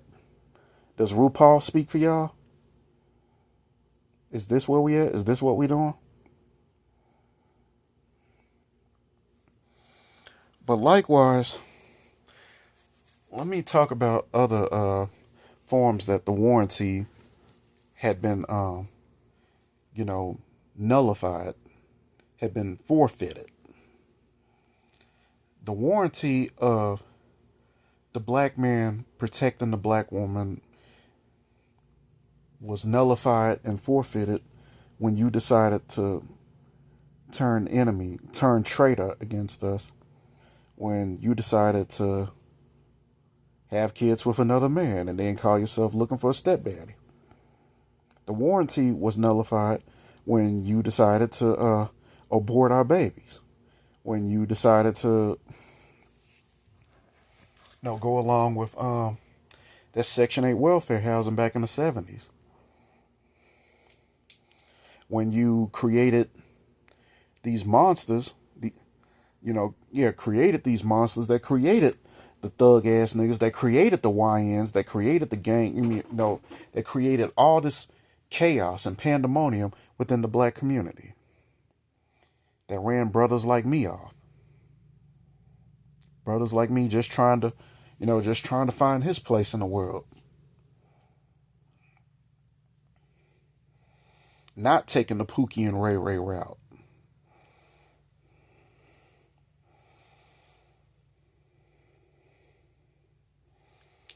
When you decided that you would not submit and that you would not obey under the authority of the black man, and found when you decided that the white man was superior, that's when you forfeited your warranty with us. You forfeited it. And I got some even better. Check this out. I think the Lord told me this. You know when you forfeited your warranty? You want to know when you forfeited your warranty? Because damn my experiences. How about you forfeited that warranty back in the Garden of Eden? How about you forfeited the warranty of the black man's protection back in the Garden of Eden, when the Lord told you not to eat of the fruit, and you went ahead and did it anyway, and then gave it to Adam? Because some snake came by, some snake ass nigga came by and convinced you that the reason why God don't want you eating that fruit is because he knows that the day you'll do it, you'll be like him. You'll have knowledge of good and evil.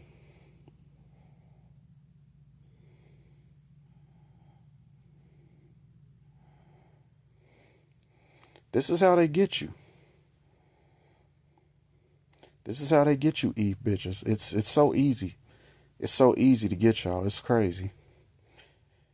All they have to do is just cater to your nature. Cater to your rebellious nature. Cater to your proclivities for disobedience. Cater to your lust for white skin. And I mean, Not even lusting after white people because they look good, just lusting after them because they're just white. Like that to me is some weird shit.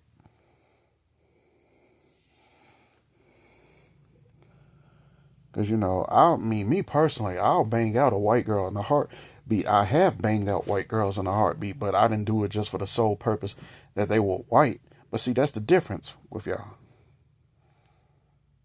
and this bed book. Y'all just with them because they're white.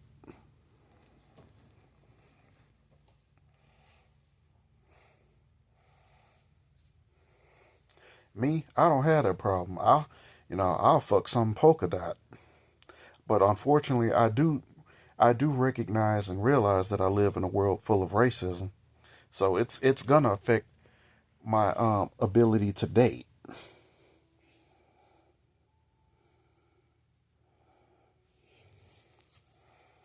That's why I would say the black man's best chance, truth be told, is dealing with a Keisha. Like I don't even want to say a Keisha, but a sister like Amira Monkhouse, a Gina of Martin.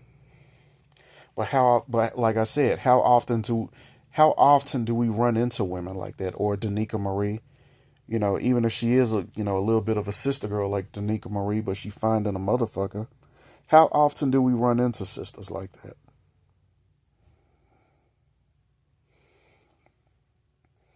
And it's funny I say Eve bitches, because those are really the Eve bitches.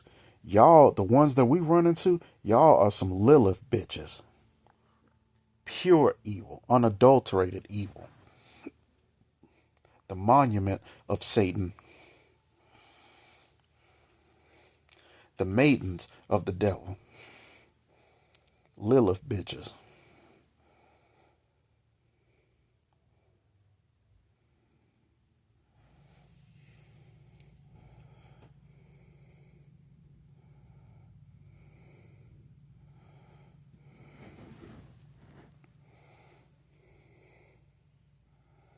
So running to the black man after something fucked up happens to you, dealing with this Brad, dealing with this Pookie, to us is about as asinine as the that buyer of that Toyota car going back to a Toyota dealership trying to get some parts installed, trying to get and trying to use the warranty when he was warned not to go to any other dealership to have, you know, auto work done on the car. Because now that it's got Chrysler pads on it, the warranty's null and void. Like, you can take this car and drive it up out of there, take it to Chrysler. Because as of now, you no longer have a warranty with us. We told you about that. We told you don't go to any other dealership, and getting, having any kind of automotive work done on it because it'll nullify the warranty. What were you thinking? We told you this. Why would you do that? Now we can't do anything with this car. And likewise, black woman, we can't do anything with you. You go off to Africa to have your little safari with this Brad who ends up unaliving you, and you want us and you want us to feel sorry for you after you done disrespected us, after you done paraded your Brad around us and paraded your little mulatto nigglets around us.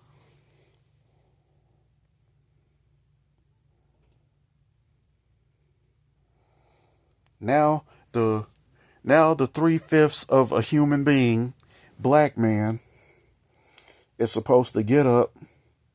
Now the subhuman of a black man who has no feelings, no emotions, which is why we disrespect him so much. Really, we just disrespect him, even though deep down that's what you tell us. But deep down, you really disrespect us because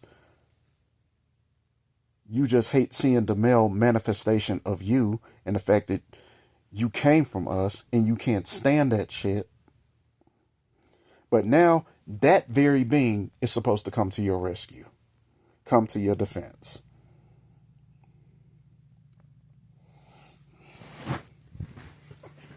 I'm like, well, there you have it, folks.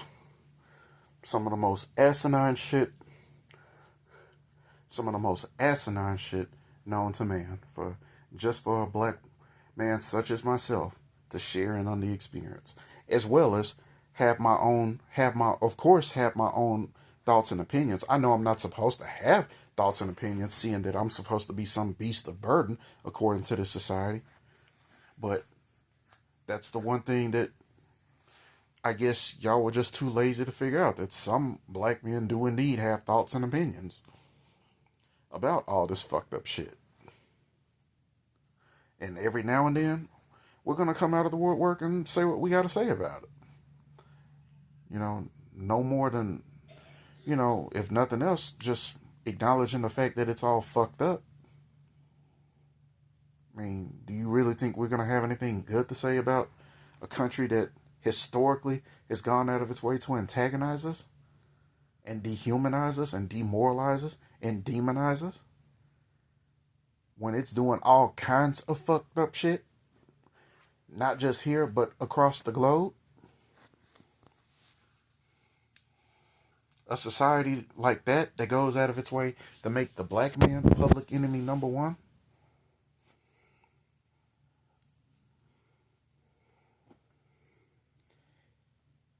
And befoul our image all across the world, so we up here looking fucked up before nations of the world. Not that it matters to them, because they've been had the history of anti-blackness. So all that is to them, all that is really just confirmation bias at this point. But granted, it wasn't the black man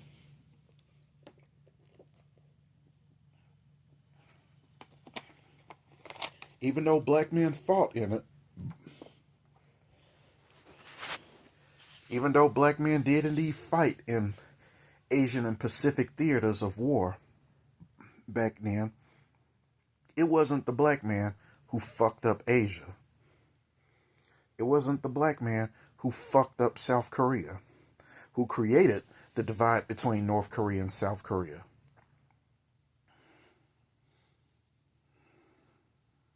It wasn't the black man who did all this fucked up shit. It wasn't the black man who fucked up the Philippines. It wasn't the black man who fucked up Vietnam. It wasn't the black man who fucked up Hiroshima and Nagasaki. It wasn't the black man who fucked up China.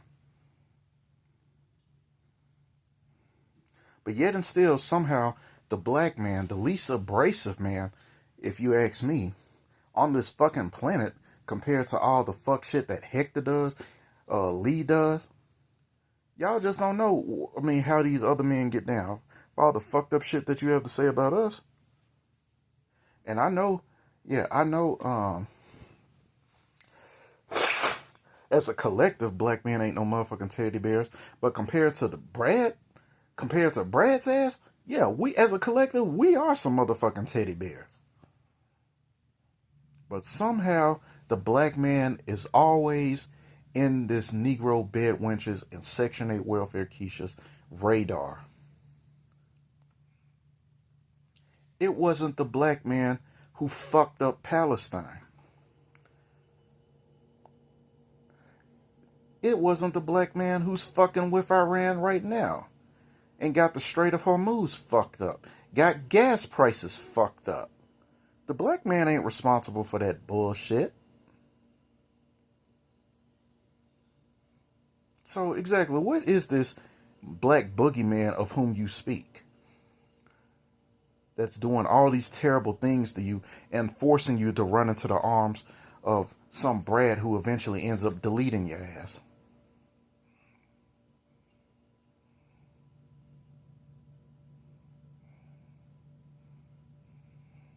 Now that's what I have to say about this whole Ashley Janae, or whatever the fuck her name is.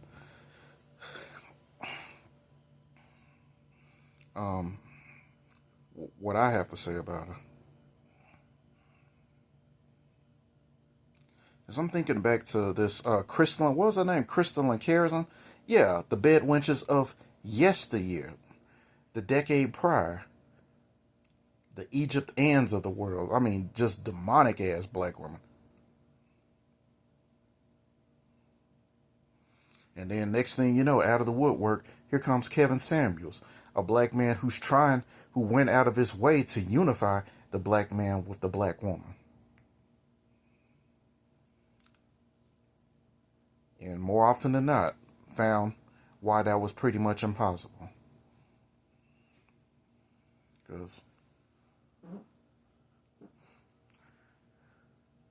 Because of that warranty. That warranty is expired. Not only is it expired, it's damn expired. Expired would mean that, because expired has the option to be renewed. But once some shit gets forfeited or nullified, it ain't no renewing that shit. It's the path of no return at this point. Now, what has the black man done to this black woman that has been considered the point of no return? Because I can tell you what the black woman has done to the black man that can be considered the point of no return. Need I repeat myself? Because I just said it. The Tuskegee experiments, the hell that black women put black men throughout the 20s, 30s, 40s, when black men were out here fighting to keep a roof over Keisha's head. Everything that this black man has done in loving kindness, and simpery, really, for this black woman. Only for him to turn on him every step of the way, like a fucking snake. Just like a fucking snake. Keeping a pet snake and feeding the snake and caring for the snake doesn't change the nature of the snake. It doesn't make its hostility towards you any different if you decide to feed it, cherish it, take care of it, nurse it, or chop its head off upon seeing it.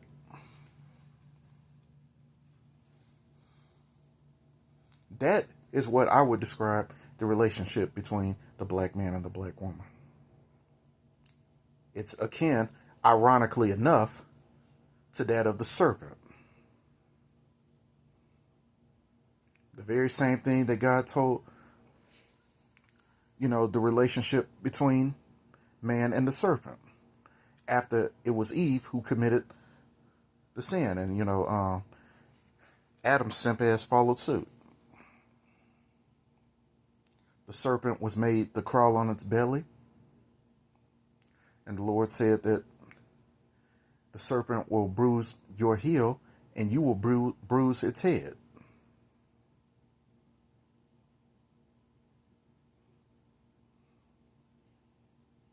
We're just going to have to assume that we're just not even assume.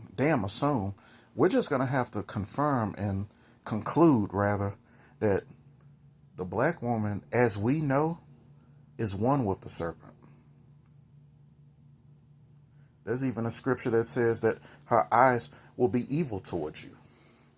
There's all kinds of scriptures that describe the black woman's, that explain pretty much the black woman's vitriol for the black man. And how the black man will one day eventually go to women of other races. Matter of fact, look up the story of Oholiba and Obadiah to describe the bedwench. That is the story of the bedwench. The story of the bedwench is indeed in the Bible. I'm gonna tee off with that. Just leave it with that. Of what the fate of the bedwench is.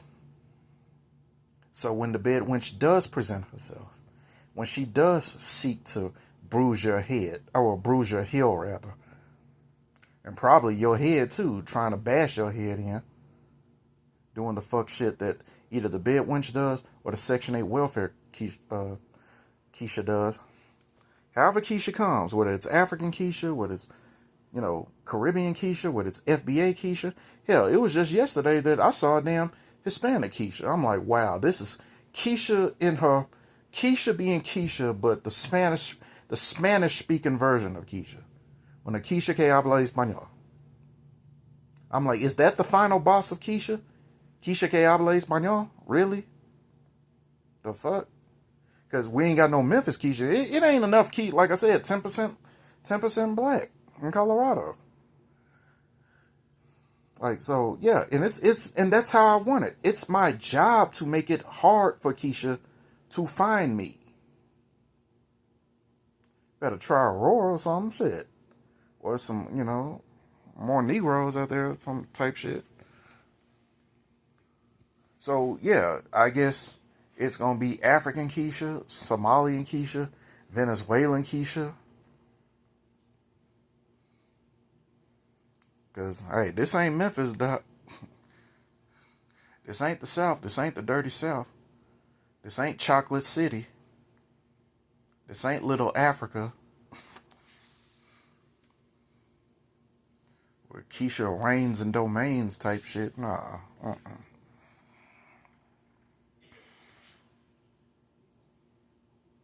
But it's in the Bible. I believe there's even a book called the Book of Obadiah, and it describes Oholiba and Obadiah.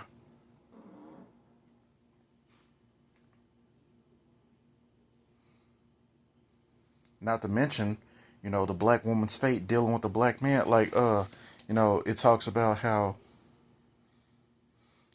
there'll be a stink, and it talks about, their hair being smitten. These are curses put upon you by the Most High due to your disobedience and open rebellion. Not because you out here bedwenching. I mean, that might be part of it. I don't know.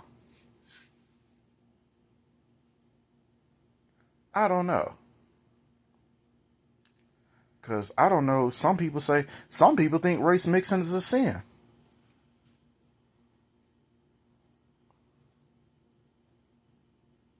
But I'm not the one to judge you on that. I don't care, like I said. What you do with your coochie is your business. But what you don't do is be up here on some disrespectful shit.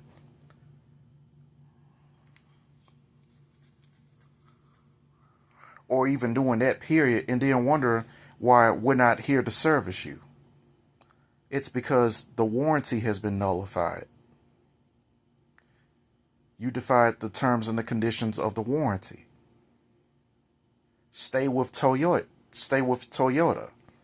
Go to Toyota to get your parts done. Don't be going to these other dealerships. Don't be going to Chrysler. Don't be going to Mercedes. Don't be going to Ford.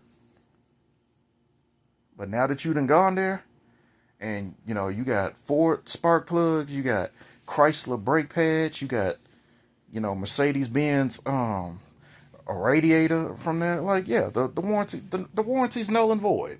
I mean, there's nothing we can do. There's nothing we can do.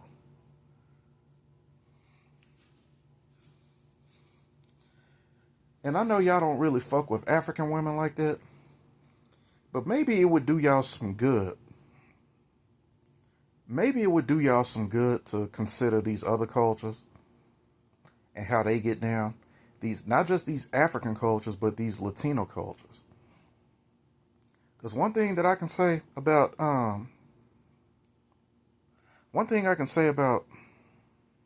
these Latinos, and particularly these Afro-Latinos, is that they tend to stick to their own.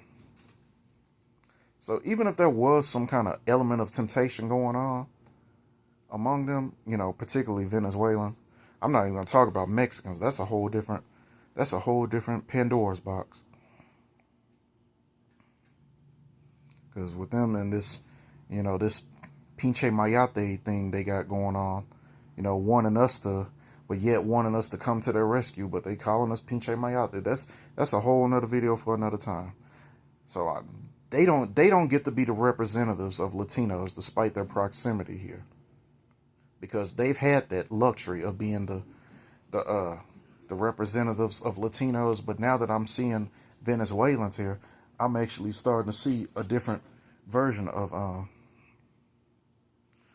what real, I guess you can say, what real Latinidad looks like, to say the least.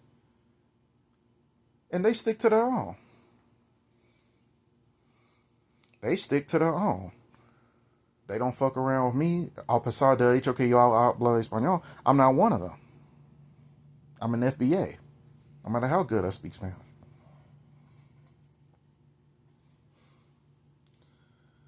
But you running off to, like I said, Brad, Pookie, and then expecting black men to come to the rescue type shit. I mean, that's as foolhardy as, like I said, somebody going to get a car from Toyota and getting brakes done at Chrysler or some other dealership and wondering why, why the mechanics at Toyota are like, no, we're not fucking with that. You might as well get your keys and drive the fuck off the lot, because we're not gonna service you. So, with that said, get mad at all you want. At the end of the day, Ashley Janae was a grown-ass woman. Y'all keep calling her a young woman. She was 31 years old. She was a grown-ass woman making a grown woman decision.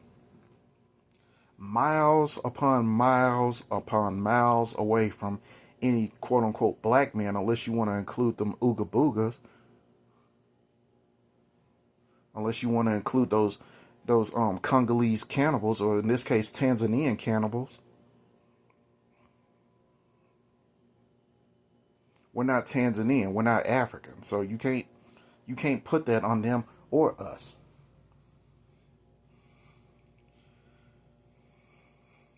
Shit, they might as well have been in the Philippines. But it just so happens to be Africa where this happened.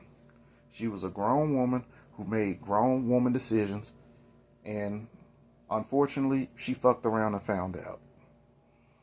And no, I'm not gonna sing the "fuck around and find out" song. It's too late for that. I'm way past my bedtime. I need to get some shut eye. And it is what it is. Now, I know you Negroes, y'all are just like unruly, argumentative children. It's gonna be once again the black man versus the black woman, and I'm here to shut. Let me take the time to shut that shit down. First of all, shut the fuck up. It ain't no gender wars. It ain't no black man versus black woman unless if you a black man and you fool enough to engage in the foolishness. Black men as a collective ain't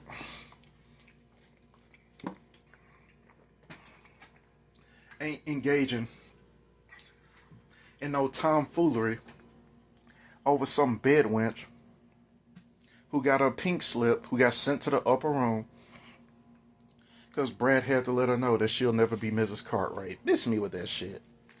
What the fuck does that have to do with me and my situation? Stuck in a room, stuck in a state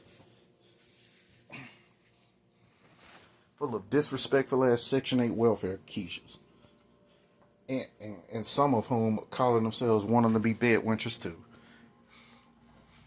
Miss us with that bullshit. So rant, ramble, do what y'all always do. I'm here to say we don't care. Do what you gotta do. You gotta get online, talk about how black men ain't doing this, black men ain't doing that. Well, the warranty's been nullified. That's why we ain't doing it. And quite frankly, we don't give a damn. Cause you wasn't on no act right no way. So what the fuck do we care? Cause isn't that our plight as black man, black woman? Isn't our plight as black men damned if we do, damned if we don't? It's damned if we do, damned if we don't, right? Okay then. You make our job so much easier by that rule that we're damned if we do and we're damned if we don't. Because there's no consequences. What are the consequences of walking away from you? What are the consequences of doing nothing befriend you? What are the because I can tell you the consequences of doing things befriend you, doing things, of getting with you. It's death. Death is the consequences of dealing with you. The consequences of avoiding you and getting the fuck away from you is actually life and peace. And another thing, prosperity. And another thing, laughing at when you do give for Brad and he unalives your ass. Those are the consequences. So I'm gonna leave it at that. We're at 2 hours and 15 minutes. I'm done rambling. For all you Keishas out there mad at the black man for not doing this and not doing that after everything that we have done for you, do what you gotta do. And leave us the fuck out of your bullshit and your chaos and your STDs and, you know, your bedwench fantasies, your thugs fantasies. Leave the black man out your bullshit. I wish you would just leave us black men alone.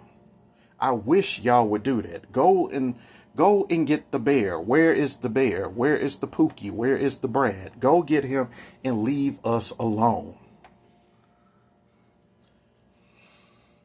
Because like I said in that last video, number one, repeat after me. Number one, you have no place in the black man's life. And number two, as much as you would like to, Keisha, you will never be Mrs. Cartwright. With that said, I'm out. Peace out. Shalom.